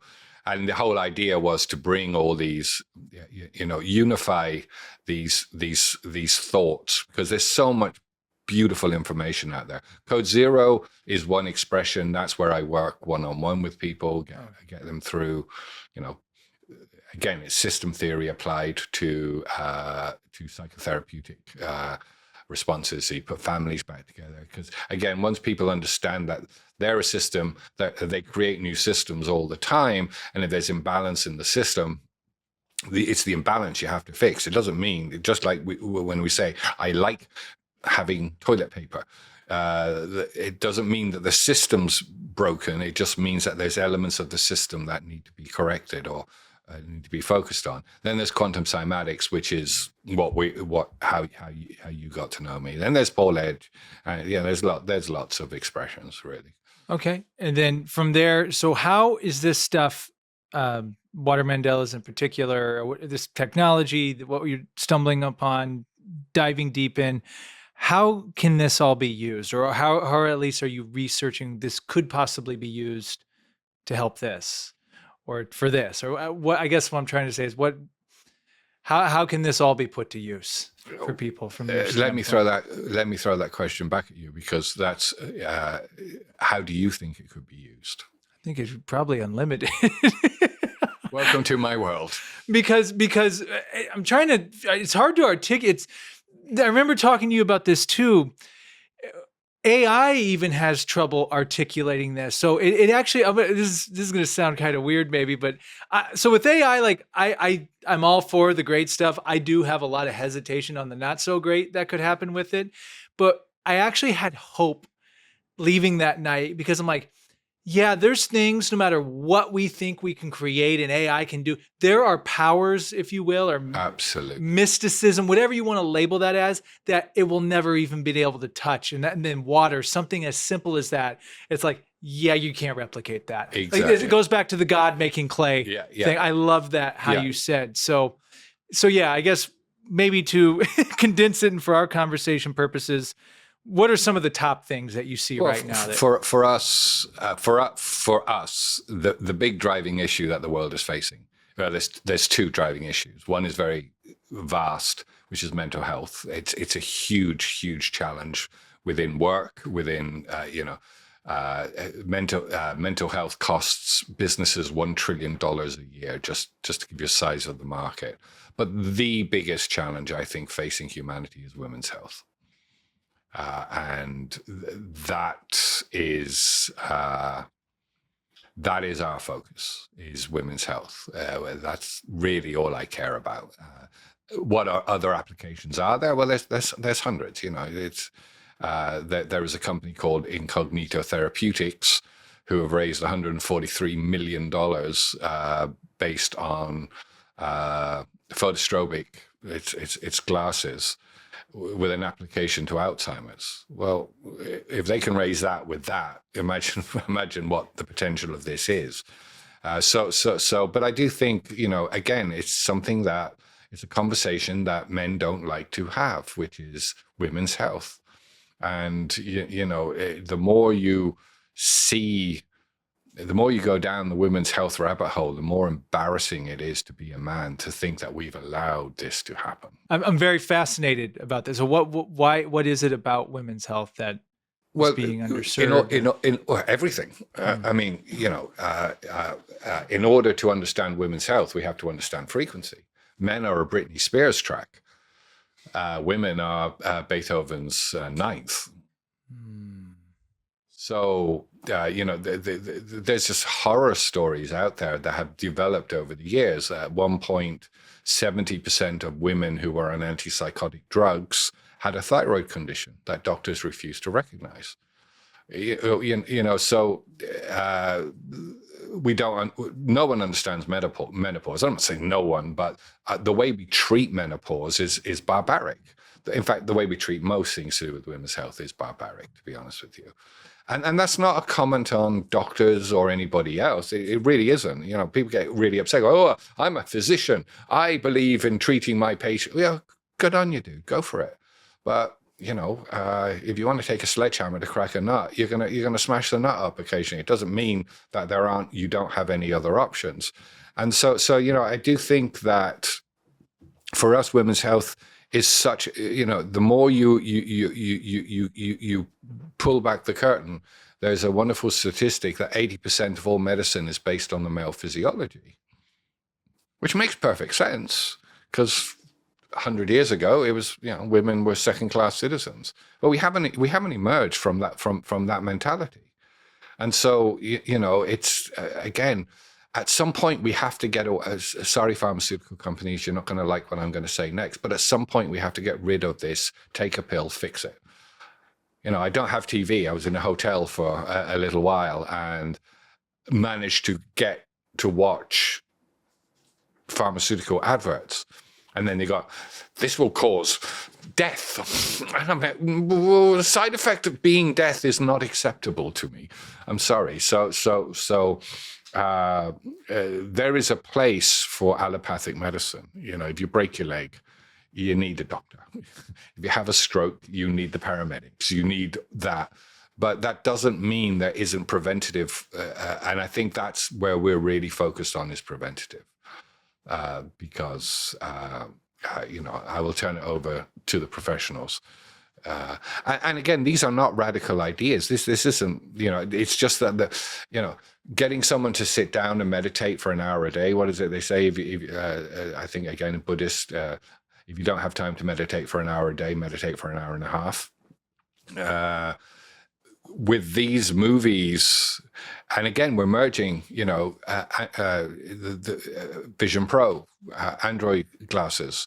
Now the challenge for us has always been the technology isn't there to bring it into people's homes. And so by painstakingly going through frequency after frequency after frequency, and no, we're not at the point where we've run full clinicals. We were supposed to be starting a clinical now.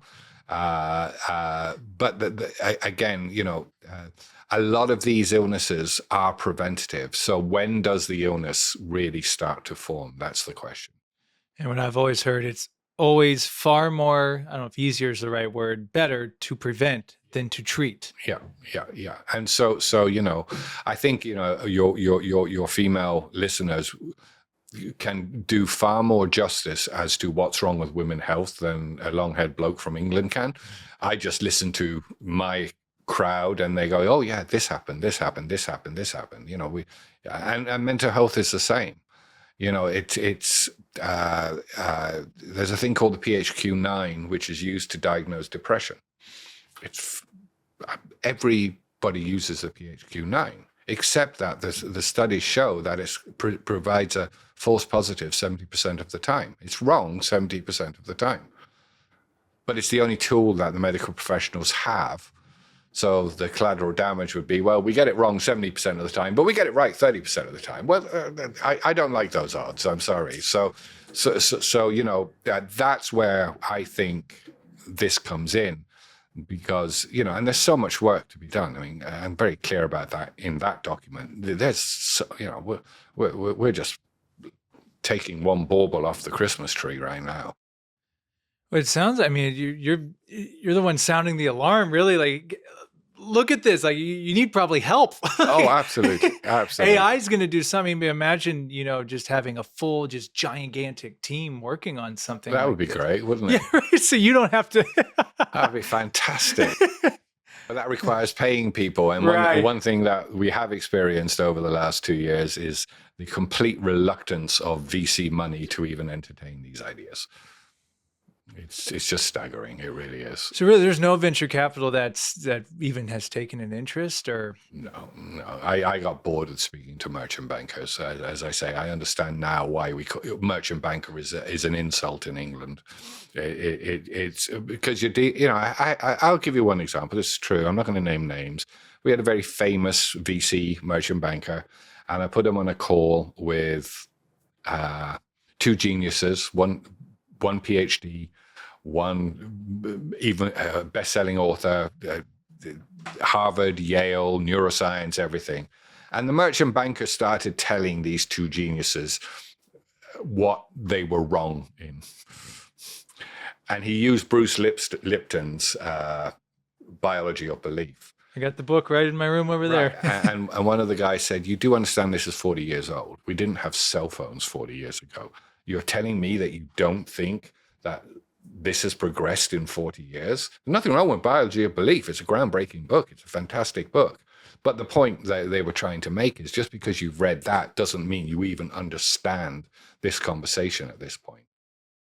So yeah, it's but there is a certain advantage of not being funded. It allows us to remain pure and not compromise on the research.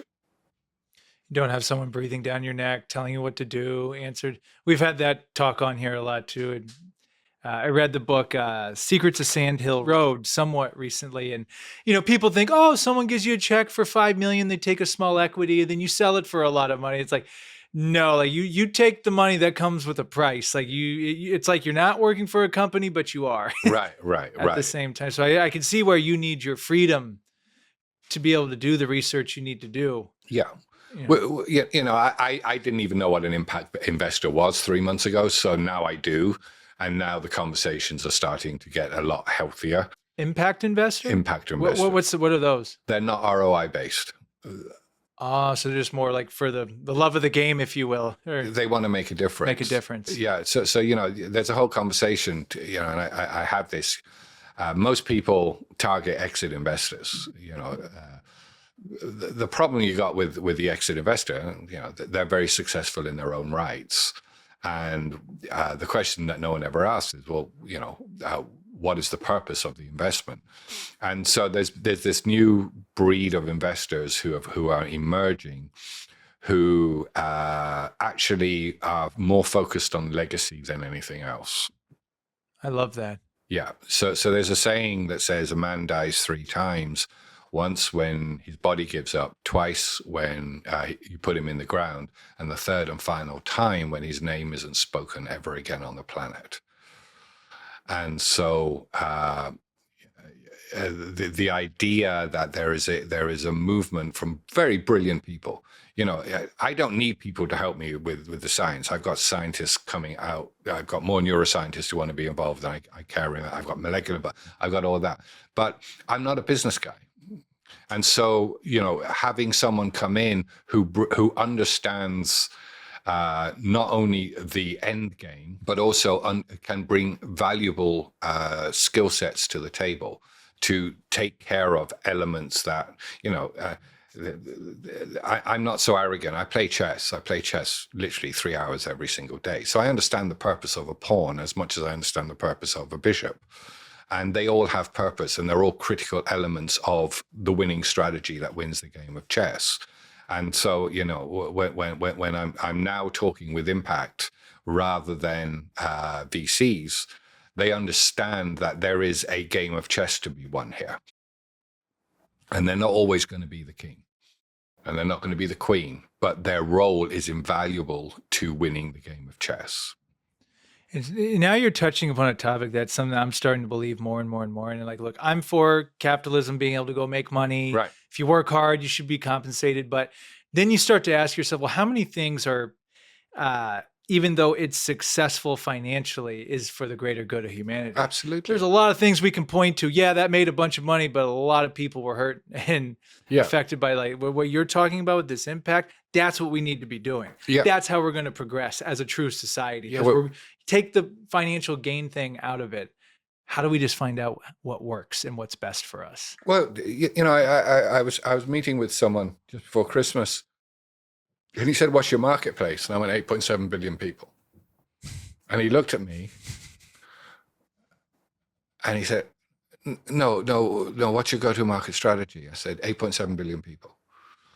And he went, "If we can get $10 off 8.7 billion people every single month," I'm like, "There you go. Now you're getting it. We're all water." So the target market is water. That's the target market. Now, I understand that was me being facetious, but I can be at this point. But it is also very, very valid. What is the point in trying to change the world if you're only going to change part of the world? All these movements that come out, oh yeah, we'll change San Francisco. The rest of the world can fuck off. No, that's kind of a bit egotistical, and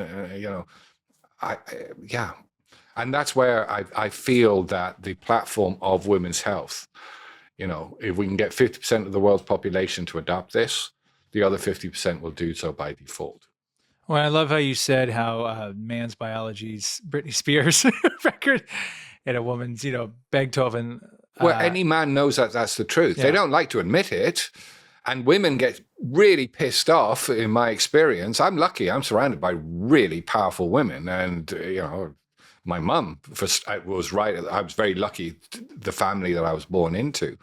And, were they wealthy? No, they were just very strong women. So I've spent my life. And even now, if you come down to the event in April, you will see that, even the Outer Limits was female run. So I do get feedback, and it's not the women. The women are crying out, trying to tell the men, look, there's a problem here. And unfortunately, men just don't like to listen to it. Not all men, but the vast majority don't like to listen. Well, to back it. to the world history thing. I mean, right. This book, like it's breaking it down from all over. This is a classic example. Everyone says, Rome fell. Yeah. Like for what is it, about 1,000 years, Rome was like the place of all places, indestructible. But it sounds like, and I got to brush up on my history on this, but they get a little comfortable at some point. Absolutely. At the end. And then Rome fell. But that's, people always say, and that, same thing with the United States. Like the United States was known as this superpower.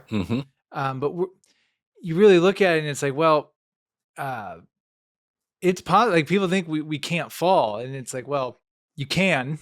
Yeah. You're no different than anyone else that's come across civilization. And to your point about San Francisco, I agree with you. Everyone's like, well, we'll make here really great. Everything affects everything. Right. I mean, that's why no one really wants nuclear war, even the people that hate each other, because they know you drop one nuclear bomb, you're going to affect everybody. Right. Absolutely. So we got to get in this collective, yes, or I don't know if consciousness is the right word, collective agreement. Collective unconscious. There you go. Collective unconscious. We need to have a political conversation that's apolitical. And the conversation, there has to be a unifying factor. So what is the thing that we can all agree on? Well, the thing that we can all agree on, and again, as much as I'm not a Christian, Jesus did make some really good bloody points. And one of the points that he made was women are the first thought. Men want to be the first thought, but they were an afterthought, believe it or not. And so while society, whilst we have and people hate me saying this, but the reality is women are, they might be getting paid the same, but when it comes to health, they're almost second-class citizens. And it doesn't mean that they don't get good treatment for their doctors. That's not what I'm saying. But however, all you have to do is go out onto the street and start speaking to women about their experiences, and you will find out, oh shit, there's a major problem here that no one is listening to. Well, and women birthed the world. Like Exactly. I mean, you talk about the biology part. I mean, it is absolutely fascinating. Yeah. It's mind blowing. Like to Yeah. think, a human being can grow inside of there. I know it, and be protected. And how does my mum, who lives in Bournemouth, which is 10 hours flight away, know when to call me? My dad would always be there when I called him, but it's my mum who knows something different. And it's those are the things that I focus on. It's those are the questions that the water is challenging us to ask, because the water is, I would say feminine, but it's probably androgynous, really. But I do think the more you have this conversation, the more people. It's no longer about water. It's about building a movement, a health-based movement that really takes care of the mothers, the women, and any man. And I don't care who you are, but any man who's being in a relationship with a woman and she's not happy, you kind of know it. You know it. You know it, exactly. Yeah. So there's this suppressed unhappiness within healthcare. And perhaps that's what's manifesting right now. I don't know. I really don't know. But so it is a drive for us, And then the second one, obviously, is the dolphins and the whales. Right? It isn't that difficult, because we got to come back again. Compassion. If there's a problem in women's healthcare, as a compassionate human being, I have a moral responsibility to take action. Quite simple. My life is really simple. I have a very simple decision-making process that isn't influenced by money. It's not influenced by ego or anything else. It is, okay, there's a problem. This is my skill set. Can I apply my skill set to solving the problem? And if I can't apply my skill set to solving a problem, can I then refer someone else who has a better skill set than me to help solve that problem? That's how I live my life. It's not complicated at all. I bring this up because I'm finishing up the Steve Jobs biography. Oh, okay. It reminds me of, you're like Pixar. I forgot his name, the guy, the creative guy behind Pixar. But then Jobs comes along. Yeah. Funds it. Doesn't care, like do what you do. Yeah. Yeah. And I'm not asking, he was the opposite at Apple. He was way more right. hands-on this, but with Pixar, he was very like, hey, I just believe in this. Right. I have the money, the connections, the business sense to go out and make this a company, but you guys do what you do. Right. Sounds like if you could find that person that just sees it, believes in it, but has the financial end, like you guys do whatever you have to do. Right. This is important for humanity. So I really like that perspective of that impact. Well, it affects everybody. I mean, what do crops need to grow? Water. So understanding the importance of water, there's very little research to my knowledge, I'm sure it's out there, that shows, well, should we be using structured water or filtered water to feed our crops? Well, Schauberger would argue it's structured water. There's a specific age that water is beneficial. And so it does impact us on, even as I'm talking now, I'm just like, oh, shit, wow, yeah, wow. Our complete disregard for this substance is just mind-blowing to me. And so, organic food grown with proper water is likely to be even, now we're moving into a completely different realm, which is what is the Paracelsus realm. Paracelsus was a physician from the 15th century, basically regarded as the father of microbiology and molecular biology, who saw plants as being able to absorb. And the guy was a genius. I mean, he was curing literally everything unknown to man, but he was using toroidal fields and plants as the basis. So he would say, you can say to a plant, take this cancer, and the plant will take the cancer. That's a simplified version. Highly recommend looking into his work. And so, when you said it's infinite, it is infinite. And that's the challenge I think we all have is when you start with this H2O or whatever you want to call it, it impacts every aspect of our life in ways that we don't even think that it impacts. No one gives a second thought to the quality of water fueling the food that they eat. It's just, it's on the shelf. There it is. I'll eat the apple. Well, if the water's carrying code that is highly destructive, I guarantee you that's now encoded in the apple. Oh, wow. It takes it a whole other. Yeah, it does. And that's the point is, that the challenge I have is people come and they see it and they go, what about this? What about this? What about this? And we're like, yeah, I agree. I'm trying to focus on this one thing and I got like 10 million things. Of course you're right. But look. Yeah. So for years, for the last 5 years, the big question has always been, how do we take this to market? Because the medicine stuff, the medical side won't be ready to go to market. I was very clear about this 3 years ago. We are not going to market with any medical claims until we do our clinical trials. That's it. I don't care. You can give me $10 billion and say, we want you to go. No, it's not going to happen. But one thing we did come up with, and this was water again, I was at the beach, yoga mats. I love yoga. You love yoga. The mats can carry the mandalas. Did you know every year 36 million yoga mats are sold, of which 18 million are highly toxic and poisonous? Wow. It's a $13.1 billion industry just for yoga mats, not for yoga, just for yoga mats. And so that's what's starting to happen. The water is understanding that, there is a limitation to what we can do within the realms we want to do. So coming up with these ideas, you're never going to see one of my mandalas on a coffee mug. There's no purpose to that. It might make some money, but there's no purpose to it. But yoga now to, what is it?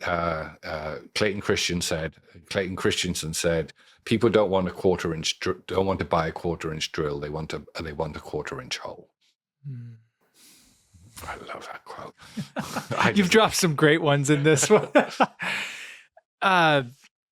So I could be, I'm again, like this is a fascinating conversation and I want to understand this further. So again, going back to the Jobs biography, I'm going to use the iPod for an example. Revolutionary product. Absolutely. What did they do? He found a way to be the thing for the music. Mm-hmm. So my guess what I'm trying to say is what's going to be the iPod for what you do? Is it something people are going to be able to look at mandalas? Like, I guess what I'm asking is what is the best way for people to view these? Is it just like still images, watching movies like you said? Ideally, well, again, we know the still images carry code. Okay. That was the woman who gave birth. Yeah. We know that. However, immersive environments. The bigger the image, if you come to the event in Marina Del Rey, you will understand because you will actually have a point of reference as to, I saw it on this. Oh shit, I saw it on this screen.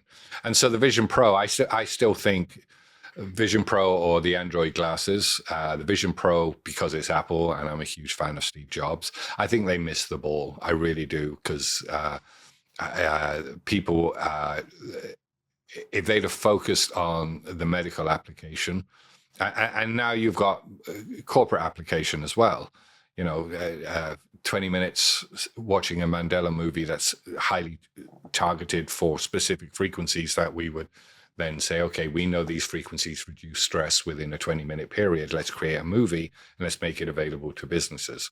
I think that's the way forward. I think that is it. And it's no surprise to me that it's either going to be Google or Apple that take this or their technology allows it to go mass market. So I'm speaking theoretical, hypothetical here. So someone gets a Mandala specifically tailored toward the stress, like you said.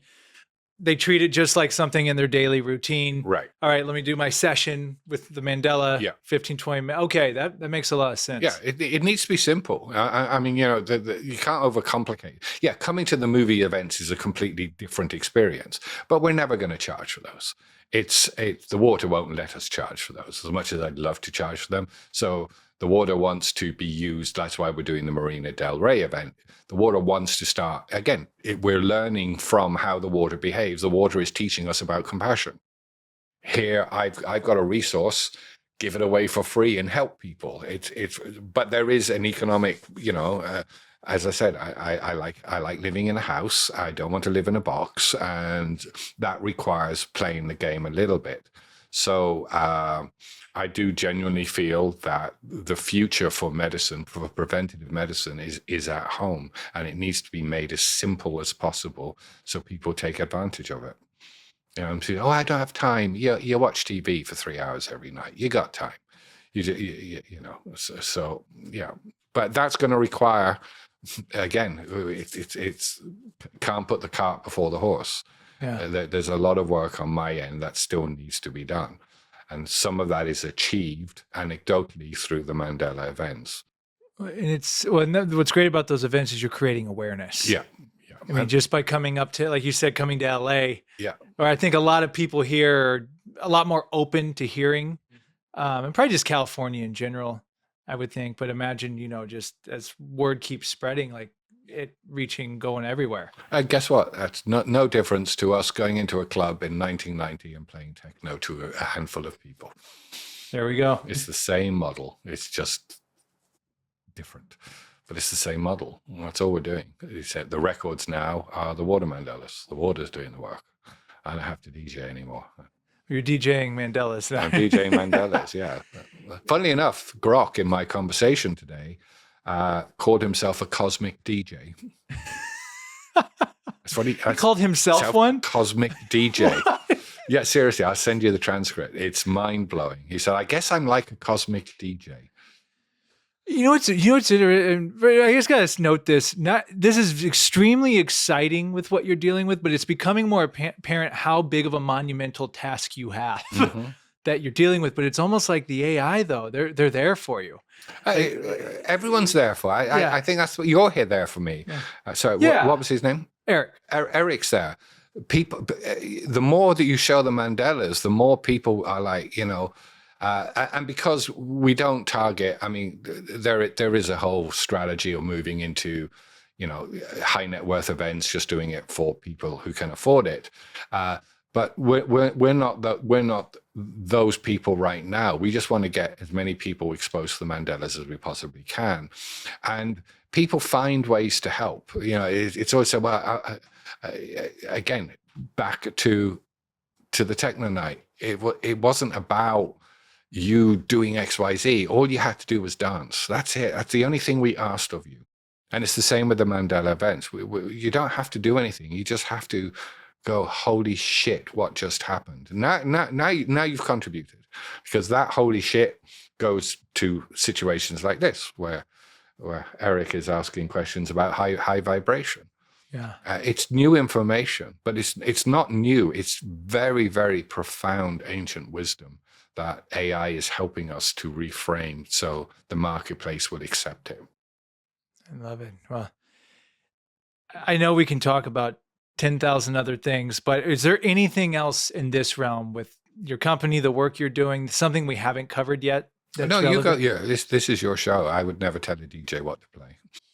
No, I mean, because again, what I love about Paul is I feel I could just throw anything out. We're gonna have throw it out. You don't ever give requests to the DJ? No, God, no.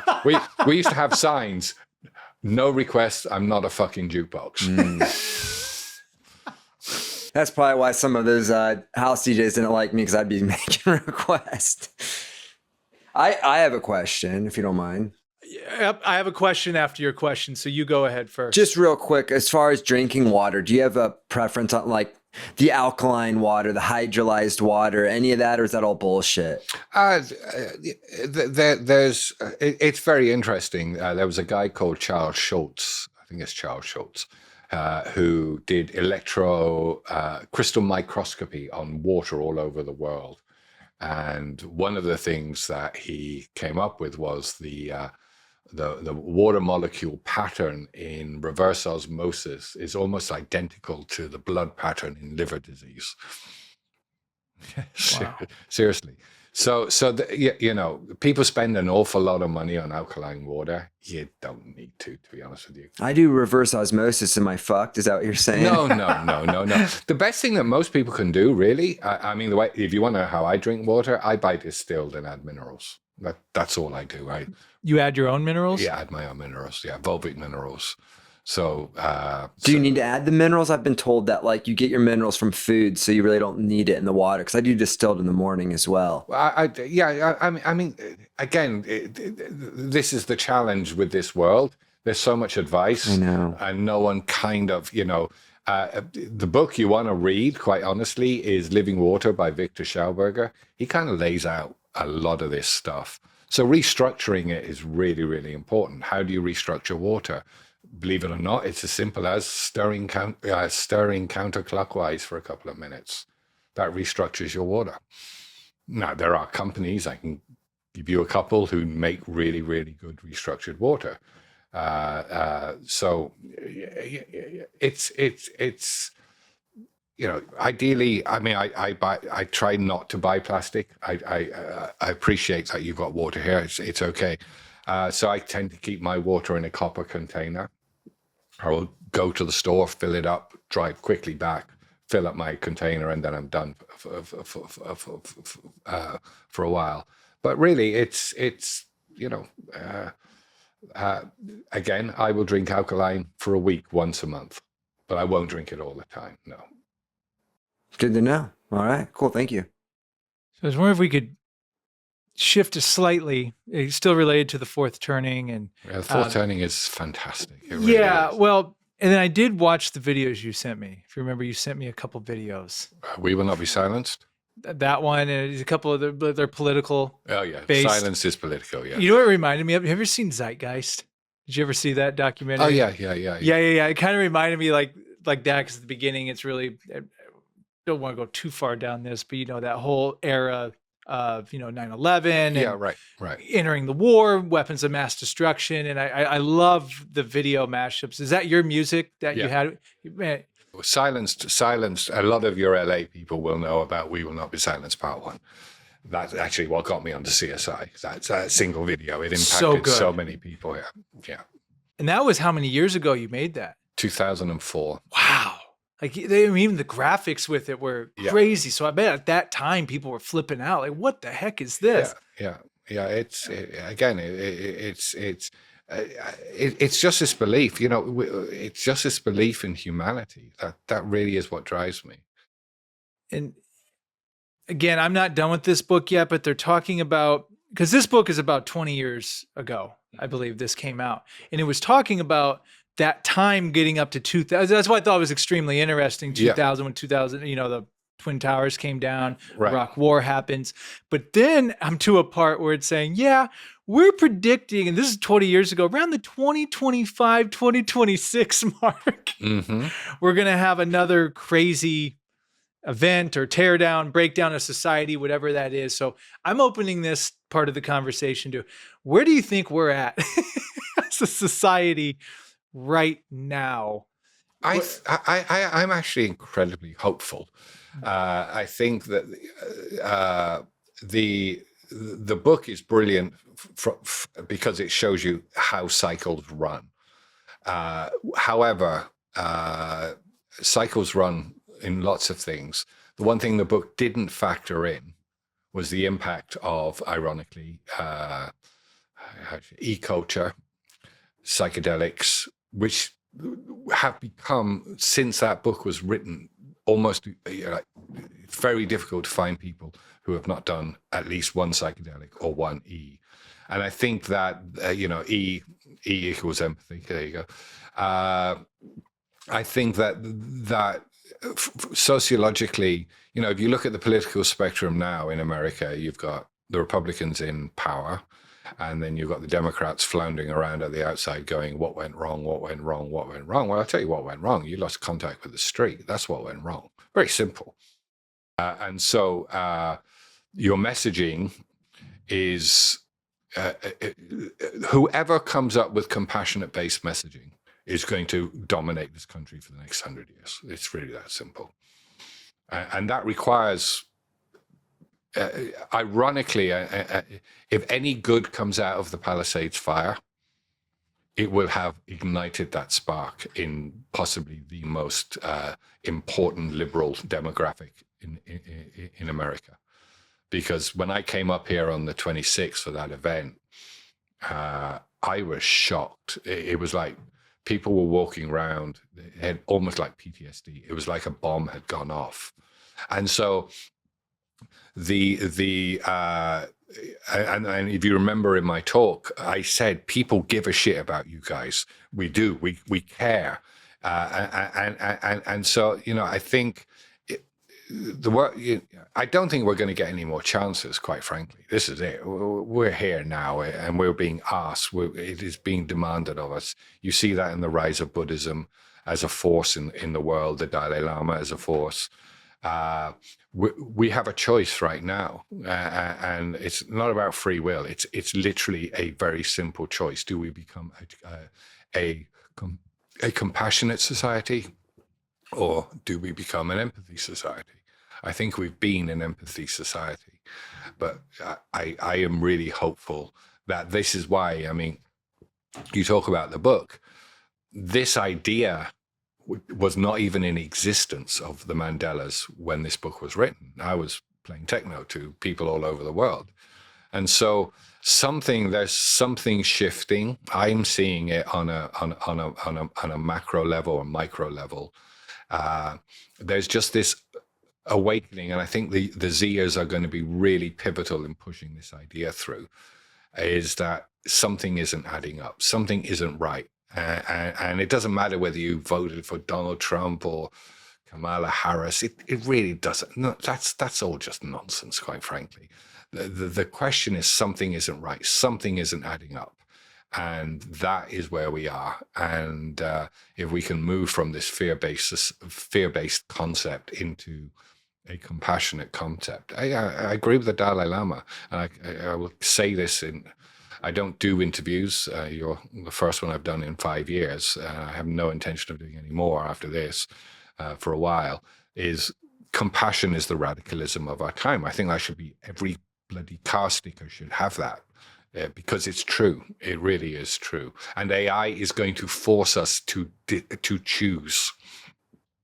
Because in the conversation, I said, okay, so Grok's interpretation of in the rhythm of music, a secret is hidden, that were I to divulge it would overturn the world, was this understanding that it's a Sufi concept, but that we are all literally one. There is no separation, which will require for a sociological collapse. This is what Grok was saying. That makes a lot of sense. I feel it ties what you just said, because like you said, we keep progressing technologically, but why do we keep stumbling on the same stuff? It's because we're not together as one. Yeah. So people say, well, what's the end game? Well, for me, the end game is really simple. Getting people to reframe their relationship with water, which by extension is reframing their relationship with themselves, their families, their workers, people they don't like, et cetera, et cetera, et cetera. So that is the ripple. The Mandalas are throwing literally the stone that's going into the water, and the water is rippling out now. And guys like you and Eric, people are asking questions. They're literally going, I remember I did a talk in Encinitas, and I just went through all the stats to do with water, and I just said, and just remember, you're all 98.6% water. And people's jaws just dropped. It was that penny in that second. They just looked around the room and went, oh shit, we're all the same. Yeah, we are. We really are all the same. Very simple. And that which divides us, the Gnostics attempted to rewrite the paradigm. They basically said that, good and evil, there's no split source duality, which I agree with. for what it's worth. Not that it matters, but good and evil are both products of the power of the human being. So it's not good, evil, man caught in the middle. It's humanity, source, and everything else is in the middle. That turns the whole dynamic on its head.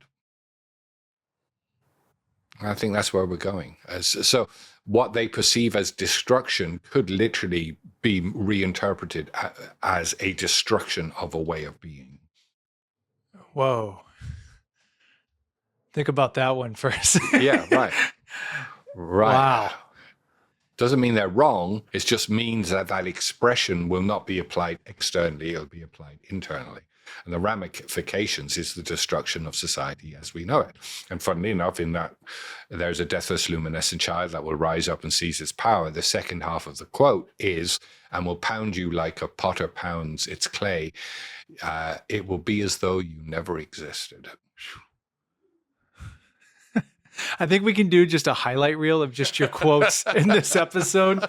Wow. And man, I saw something on TikTok of all places. This guy, this may take us to another realm, but he's like, think about it when they say earn a living. He goes, I want you to stop and think about that.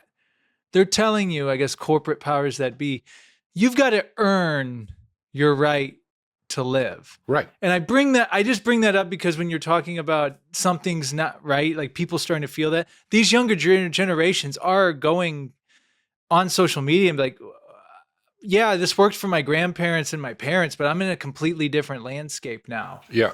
And people are viewing themselves as failures if they don't go out and make all this money and try to figure, you got to buy a house, you got to do this, but the game's changed. Absolutely. So yeah, there's like, why are we forcing this? Like there has to be a different way of, I have this talk with some artist friends of mine, like,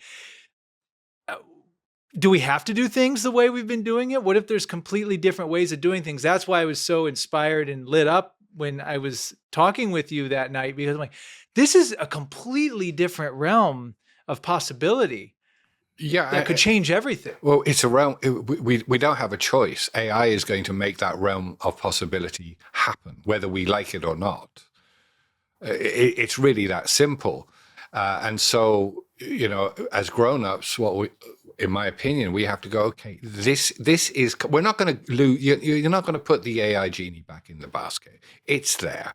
It's going to revolutionize how we live. We're moving into the Star Trek economy, if you think about it. So sociologically, we have a responsibility to everybody around us as to go, well, how do we move into this brave new world? And it is a brave new world. Well, do we, as we say in Code Zero, leave the past where it belongs? And that's the challenge we're facing is even the film industry, even LA is seeing it. The days of huge production studios are gone. I mean, they can make movies, or within a year, they'll be able to make blockbuster movies just using AI. Well, think of who that affects. How do we deal with that? It is a complete, and it's a complete reframe of how we view our fellow man or woman or being. Even you can even take this to the judgment that gay and trans people have. Okay, it doesn't make sense if you just think it's water playing. There's no moral judgment there. It is just another expression of something that is infinite in frequency. It's just another frequency expression. So judgment, society is judgmental. It's been the thing that has caused every war, it's this aspect of we're better than you. It's actually known as the perpetrator-victim dynamic, and it's been running rampant in our society now for nearly 2,000 years, where the victims become the perpetrators. And that's what we're trying to break.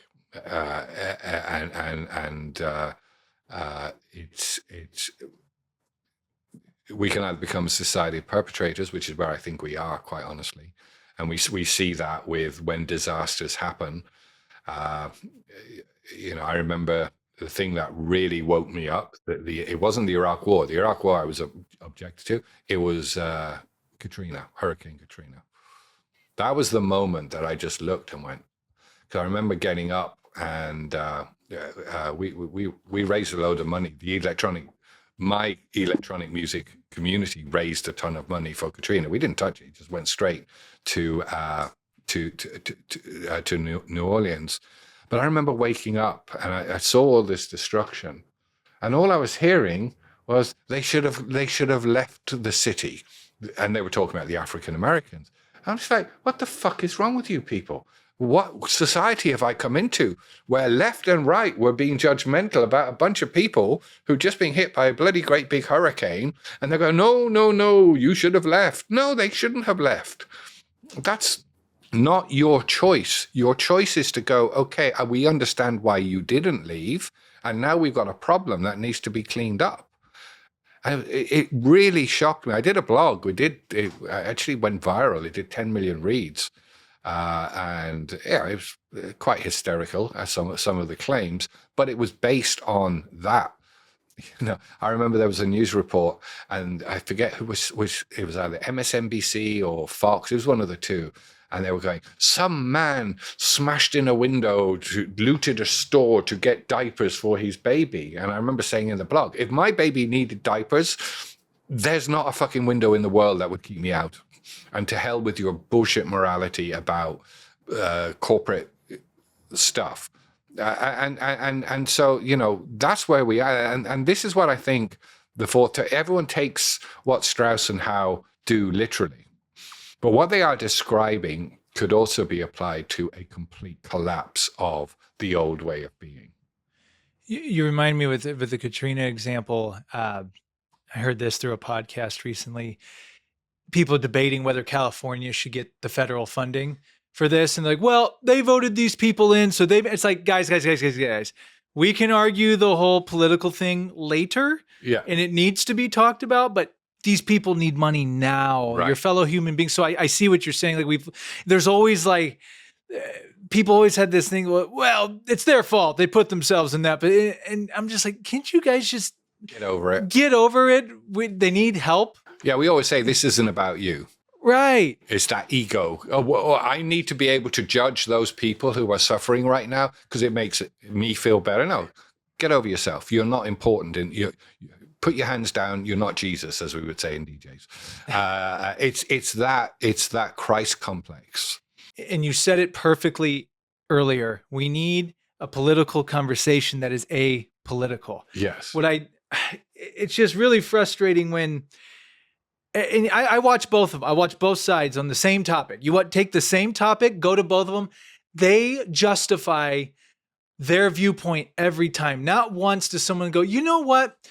We're wrong about this. You know what? You're right. No one ever does, because it's all about money making. It's all about retaining your viewerships, your base, whatever it is. It's like, well, and that's what's interesting, but just tying it back to the water. The water's not going to do AI. These things are just going to tell you what it is. Yes. And that's what we need to do with ourselves. Yeah. Truth. There you go. and it, if you remember, I told a story about the naked truth at the event. That's the challenge we have. Everybody, the internet has done so many really, really good things, but it's also made everybody think their opinion matters. And it doesn't. I'm sorry. It really doesn't matter. And so, from that perspective, I'll get back to it. We need to have a political conversation that's apolitical. People, 150 million people voted in the last election, whatever it was, 170 million. I said, yeah, 200 million people didn't. What does that tell you?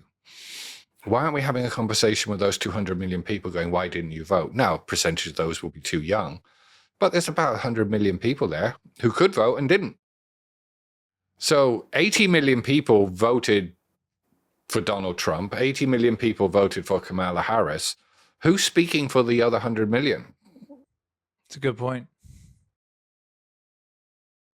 That's what We Will Not Be Silenced did. We went after, I believe it's called, the correct term is new market disruption, but we went after what Clayton Christian would say is the market that no one gives a shit about. And we see that in LA as well. Oh, well, they're movie stars. They can afford to buy new houses in the Palisades. No. What do you think? A movie star shows up on a film set and goes, shoot, camera, action. I'm fabulous. This is the story. Now let's make $1 billion. No. When I filmed for CSI, the thing that blew me away was how many people worked on an episode of CSI. And two, how bloody hard they worked. I mean, it was insane. I've never seen anything like it in my life. It was like, it was this machine. Now, those guys aren't earning, maybe some people in the Palisades have got lots of money. Great, fair play to you. But what about everybody else? And that's been left out of the conversation. And then the judgment is, well, why should we give California money? Because they've all got money. No, you see, that's how the game is played. This is what I do in Code Zero. It's about linguistics and how linguistics control the system. So yeah, the reality is, if we were a decent society, we wouldn't even be having this conversation. Wouldn't even be a thought. It wouldn't be a thought. So therefore, there's a problem. There is a serious problem, and everybody, myself, you, Eric, needs to take a good long look in the mirror and go, am I that person? And if the answer to that is no, then the second question, we always say you can't tolerate the intolerable. That's the call to action, because by playing with that conversation, you're tolerating the intolerable. Mm. And I agree with you too. Like when people say, "Oh, well, they got a bunch of money." First of all, a lot of them probably inherited those houses. Family, they didn't have a lot of money. And those houses, that what they're worth now. Yeah. That doesn't mean that you're gonna. Oh, your house was valued at 10 to 15 million. Here's a check for it. No, no. They got those houses probably when they were worth a lot less. And even if someone is rich and has all the money in the world, like Mel Gibson, for example, he still lost everything, and he lost all his.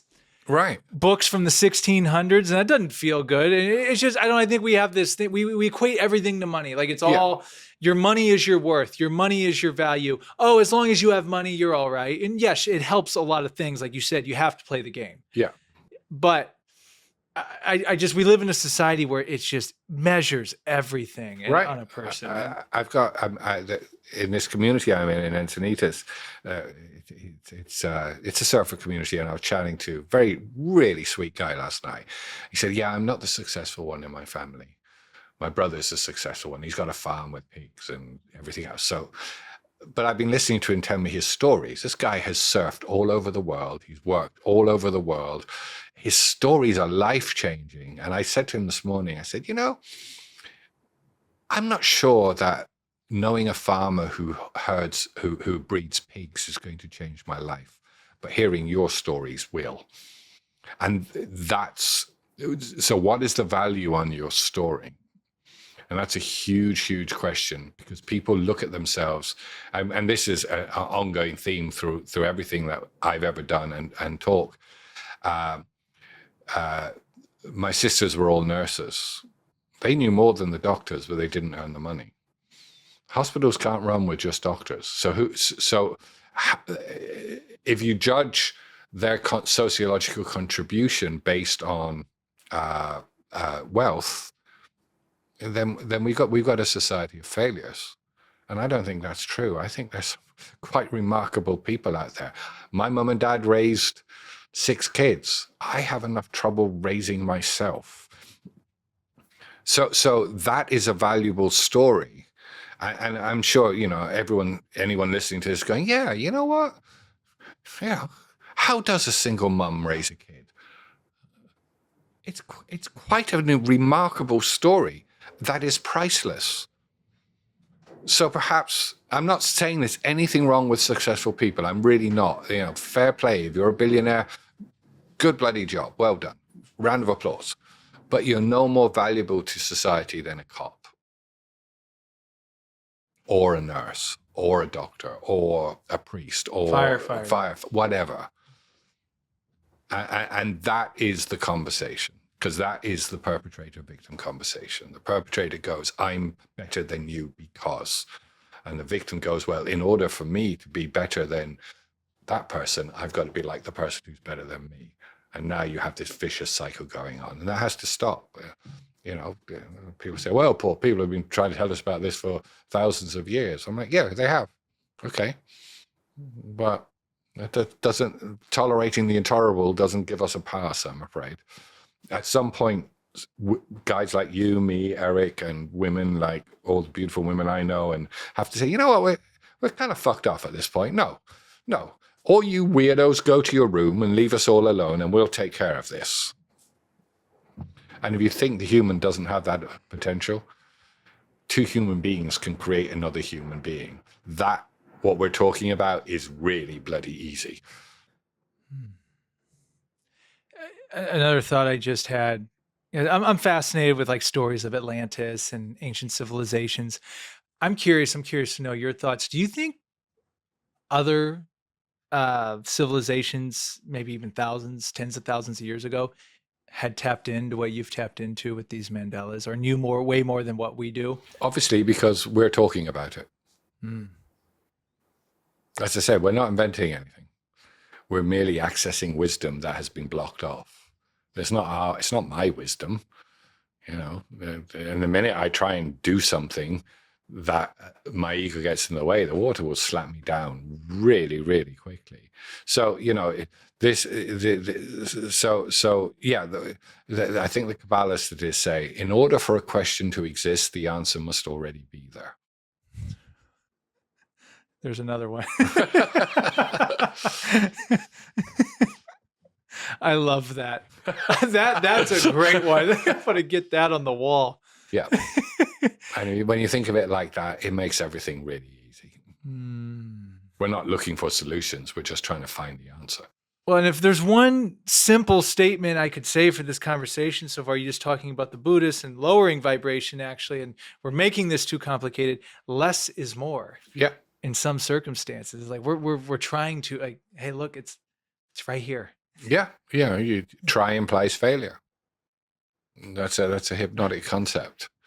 Try, but you know, if you ever watch a stage hypnotist, and I'm an Ericksonian practitioner, you will see your hands on the wall. Yeah, now try and take your hand off the wall. Try and take your hand off the wall. Try as hard as you can to take your hand. That's what sticks the hand to the wall, because try implies failure.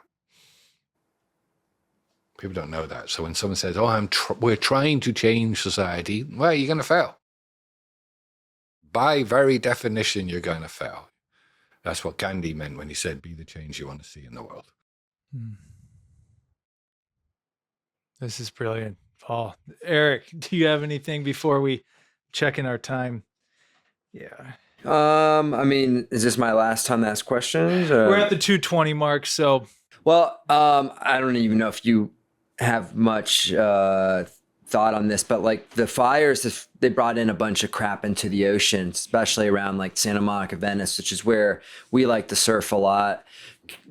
What's your gut saying as far as getting in that water right now? I wouldn't. Really? Even this many weeks after it? Oh, I don't know how bad the pollution was. I know the air's still pretty fucked up. The air still is? Yeah. Oh, wow. The water will clean itself. I mean, come down to Encinitas and surf with our crowd. Trust me, he's a big surfer. I'm a big fan of anything Orange County and San Diego. Yeah. But no, I'll just go. We've been going to Ventura and Huntington a lot to kind of escape it. But Venice is our home. Yeah, right. I mean, the water will clean itself. I mean, it's the problem is, I can't answer that question because you'd have to test the water. And that's the big thing right now is they're not being too transparent with the tests they're doing. And yeah, there is caution signs up, and you can see crap coming up on the shore. There's like debris, and I heard the sand too. Someone's like, "Oh, you can't get." Well, the debris all over the sand. Yeah. It's part of it. And I forgot if we noted this, but it did rain the day you came. We did before maybe we started recording, but yeah, the day you went to Hadari's event, it rained. Yeah, my phone blew up in the morning for the first time in months. So I got a text, and someone's like, You're not going to believe what's just happened. And I said, what? He says, the heavens have opened. I went, what? And he's like, yeah. And then he said, you're bringing the mandalas up. And then 3 more people from LA contacted me and said, oh my God, do you realize what's just happened? And I'm like, I don't know. I'm just driving up the freeway. I don't give a shit. But yeah, stuff like that happens all the time, and is it a coincidence? Yeah, the cynic will go, oh, it's just a coincidence. But the child who believes in magic and infinite possibility goes, no, there's too much of a coincidence there. And I do have to note this because, we talk Palisades, but Eaton Canyon, Altadena area as well. I finally drove past that for the first time. And at first I wasn't sure where it was, but then I realized when I saw the mountains with the trees and you just see this huge stretch, it's just Bear Mountain. Yeah, and that's the point. Everyone focused on the Palisades, but Altadena is not a wealthy community. I mean, there's money there, but middle class, Yeah. And I'm just shocked. I'm as shocked over the response to what happened here as I was to Katrina, and I'm just like, I just don't. What are you mean to tell me after 10,000 years this is how we've devolved to? Because it's not evolution; it's devolution. And I do think that this is,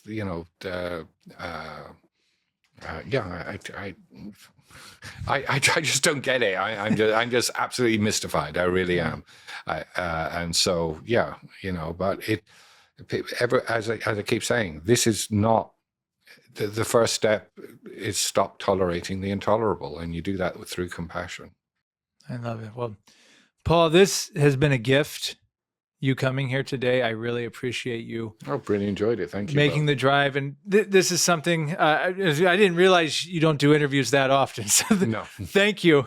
I hope maybe I have to catch you in 5 more years. But this is a gift, and I really we scratched the surface. This stuff goes so deep. So I guess, and we'll get final words and thoughts in here in a bit. But for people to learn more about what you do, get in contact with you, where are all the places they can go online, and what's the best place for them to get a hold of you and learn more? Well, Instagram, obviously everybody uses Instagram, so it's Quantum Cymatics on Instagram. QuantumCymatics.com is or code-0.io. They're the two. You just reach out through any of those, really. Yeah. Okay. Eric, do you have any final thoughts, comments? Anything? No, it was fascinating. Really, very engaging conversation and lots of thoughts for sure. But yeah, just thank you for coming on. Oh no, thank you. Yeah. Thank you for your questions. I really appreciated them. Absolutely. And this is one of those, like, after you leave, I'm like, oh man, I just should, because there's outlines for stuff like this. But I love I relate to podcasting, what you just said with DJing. Mm-hmm. I love that. And I feel people need to do more of that. It isn't like, hey, here's the 10 questions I'm going to ask you and we're going to rehearse. It's like, no, let's have a base, but let's see where this can can go. And I really enjoyed hearing your journey and story. And it's really fascinating, just kind of full circle for you. I love the book, The Alchemist. Oh, okay. And where, he goes on this journey to find his treasure. And on this journey, like, he ends up working in a glass shop for a year to save money to get to the next spot. And he's like, why is it what? But that's why I did this, because it led me to this, which led me to this. And that leads you to what you're doing. Yeah. I can go back. I can literally say I made that decision because of where I am now. My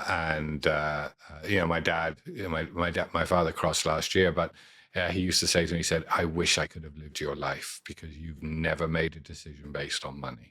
I relate all too well, my friend.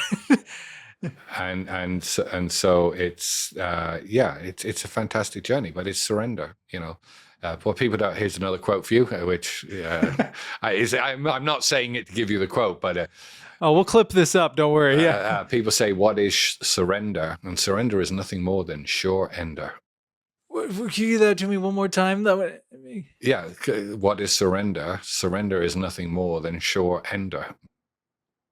So it's for sure going to end. No, it's the end of certainty. Oh.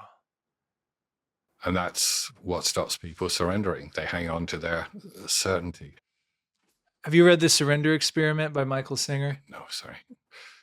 I'm gonna send you home with that one. Thank you. Yeah. It reminds me too of Confucius said something along the lines: the only man that can ever be truly happy is the one that can accept constant change. Hmm. I would agree with that. And so, it's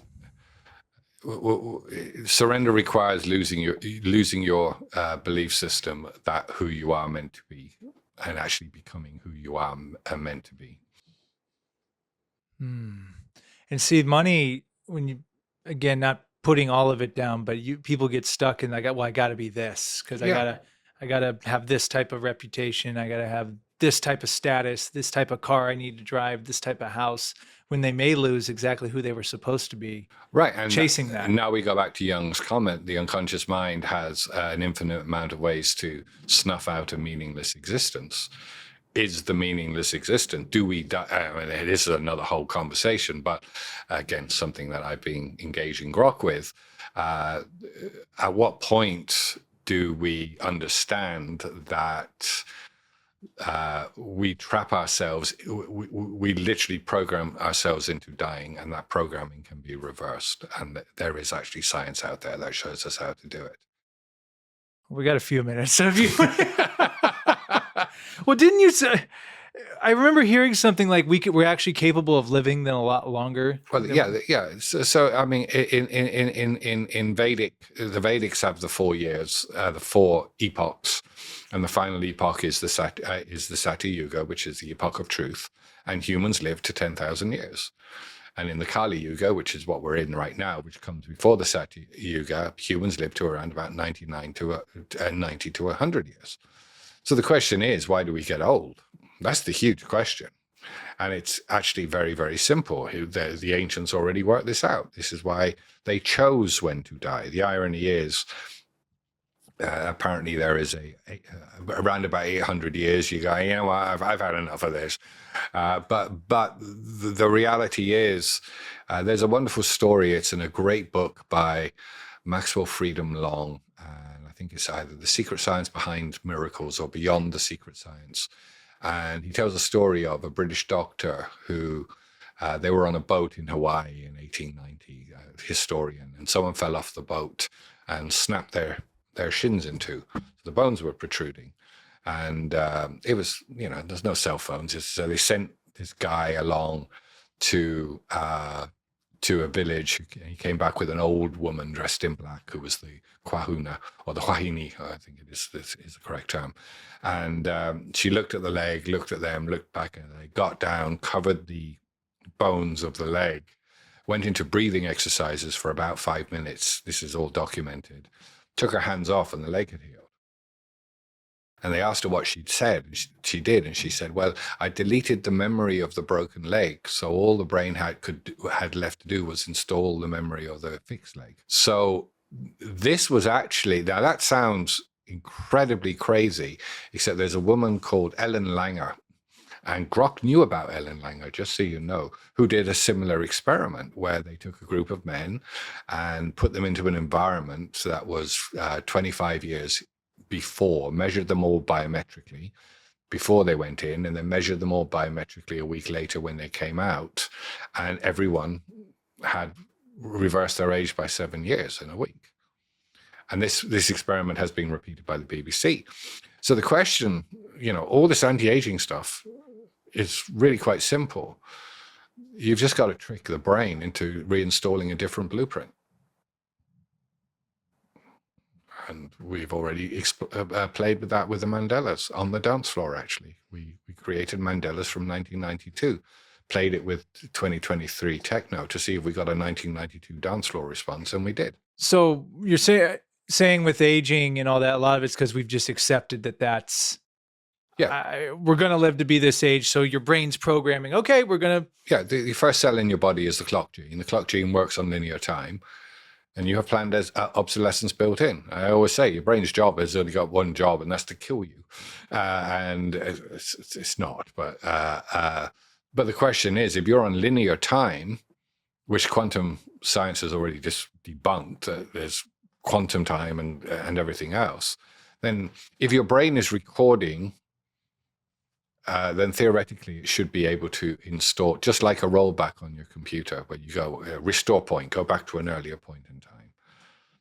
And so, yeah, it's that's, you say, where does this go? That's ultimately one of the biggest questions I get is, will they help me reverse my age?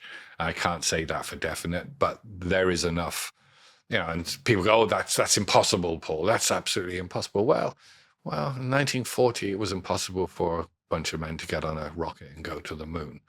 What we call impossible is just a lack of access to information to make the impossible possible.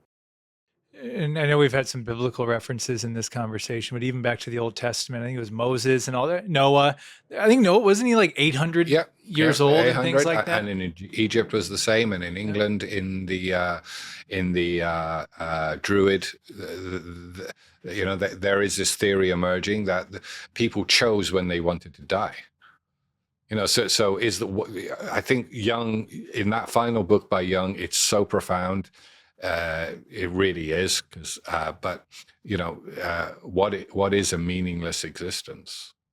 It's a really powerful question to ask, because now you're going back to earning a living. What is a meaningless existence? You feel familiar with Albert Camus? Oh yeah, Myth of Sisyphus. Oh, I read L'Étranger as part of my studies in French. So, so it's a lot of people go, no, that can't be possible. Well, Young's prediction will happen to you.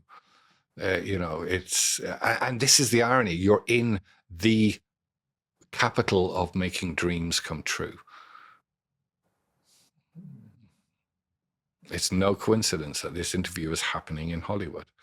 None whatsoever. Now, I don't know what the significance of it is, but maybe, it's, because you think about it. If you knew you were going to live to be 1,000 years old, a dear friend of mine says that we always say we're leaving a better planet for our children. He said, no, you're not. You're leaving a better planet for us when you come back. Yeah, think about it. So if you knew you were going to live to 1,000 years old, would you put up with half the shit that we put up with now? No, you wouldn't. You wouldn't tolerate it. Look how people protect their gardens with the HOA and all that crap. They won't let weed grow, but we pollute the ocean, so guys like Eric can't surf. Aquaman. I watched Aquaman. I was so resistant to Aquaman because everyone goes, oh, Jason, whatever, or Momoa, whatever. I'm not watching that, idiot. You must be joking. And then I watched it, and I'm just like, holy shit, this is one of the most political movies that I've ever seen in my life. Yeah, if you were a race living under the sea, you'd probably want to wipe out everyone who wasn't living under the sea for what we've done to the oceans.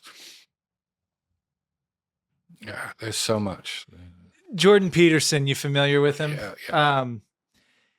He said something that was he's like, people will argue climate change, they'll argue all these other things, but with pollution, but he says the one that is undisputable is the ocean one, because you can see it. Yes. You can literally see the marine life that gets killed, just the miles of garbage that are there. He's like, that one you can't debunk. Like that is, we can see it. Well, I mean, I'll give you an example of this. And actually, my surfer friends get really pissed off because when they hear this, San Onofre, the nuclear power station in San Onofre.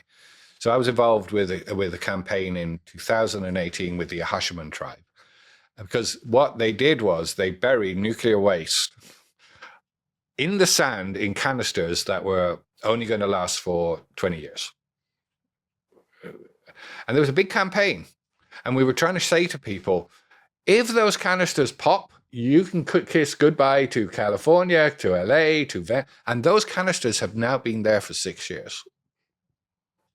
Where exactly? They're in California? Yeah, under the beach in San Onofre. And where's that at? Literally San Clemente.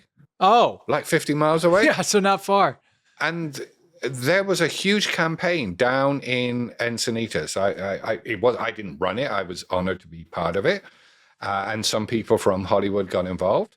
But Yeah, you can kiss goodbye to the coast of California, and yet no one knows about that campaign because people don't care enough, because it required them going out and actually doing something.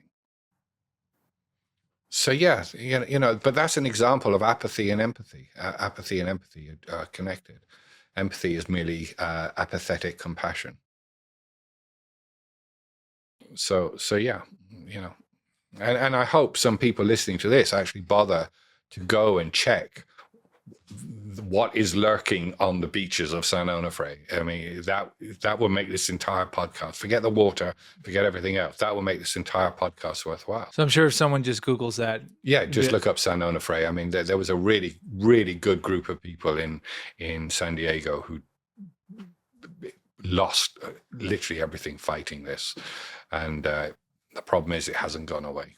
It's still there. And every year we move forward, we're getting closer to the... Why would they bury it there? Oh. Like anywhere else. Like at least take it inland. Right. Yeah. Yeah, no, it's on the Wow. beach. Yeah, I know. And most people in California aren't even aware of that. This is where the value of, we've had some people talk about space, like it shows the value, like space exploration, and being able to take things like that and get them out of our... Right. Right. Wow. So I guess something can happen where they pop open and and then it's just... And they're telling you, oh, no, that'll never happen. Oh, yeah, like you're going to trust the nuclear industry. Yeah, right. Go on. I've got nothing against nuclear power, by the way. I actually think it's... but that was just, again,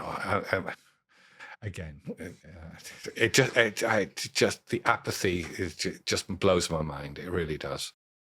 Well, I really like the distinction you made with compassion too, because that there does make a lot of sense. It's one thing to say the nice things, and look, there's nothing wrong with that, but to actually take action upon it as like almost like a duty. Yeah. Like, no, this isn't even like me trying to get. No, this is my obligation. Yeah. Like this, creating this obligatory code amongst us. Like, hey, when this happens, like when people's houses burn down, or Katrina, when their homes get flooded, like we don't argue this. There's nothing. We can politic all day long, let them do that. But when we have emergencies, or North Carolina even, like... Oh, yeah, North Carolina was bad. Yeah, like, and it's just like, let's put the political divides away for a second. This is humanity we're talking about. Yeah, and I think that's kind of... If there's a takeaway from this, and if there's a takeaway from any of the Mandela events, and if you go onto quantum cymatics, or if you go onto, you'll find out when the events are, and we don't charge. You just sign up and come down and everything else. But yeah, I think this conversation is happening. There's a lot of people, especially within the Z community, but also the X's. The X's are the problem here. The X's, so if you're born between 1963 and 1984 and you're sat in your ass doing nothing, you're the problem. The Z's can't do it on their own. They are sounding the alarm, and we need to listen to them. But the real body that needs to move is the X's. And Fortuny will say the X's don't move. I believe that the X's will move. Paul, this was a gift of a conversation.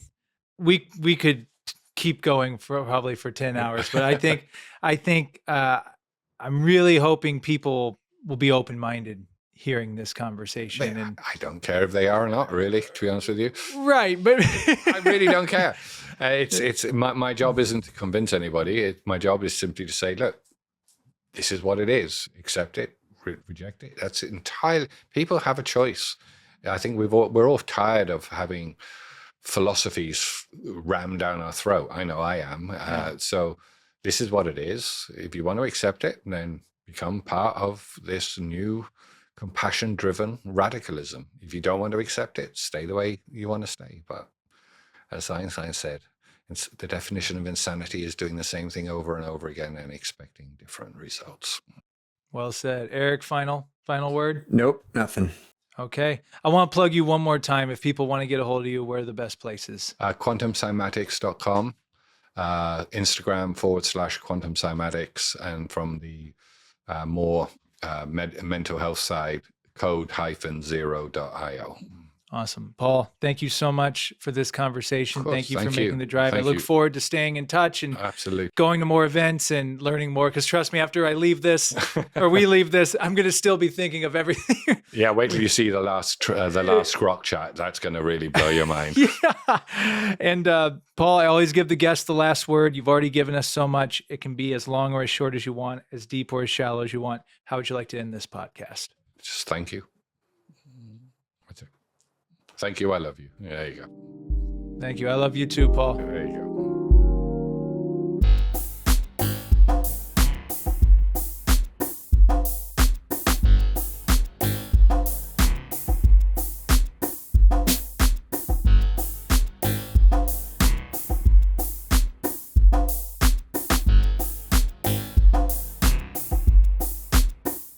Hi, everyone. Sam Dever, the Sam Dever Podcast here, and I just want to thank you for checking out this episode. To watch and listen to future episodes, be sure to follow us on Spotify and Apple Podcasts, and subscribe to our YouTube channel at youtube.com/@thesamdeverpodcast. Thank you so much. See you soon.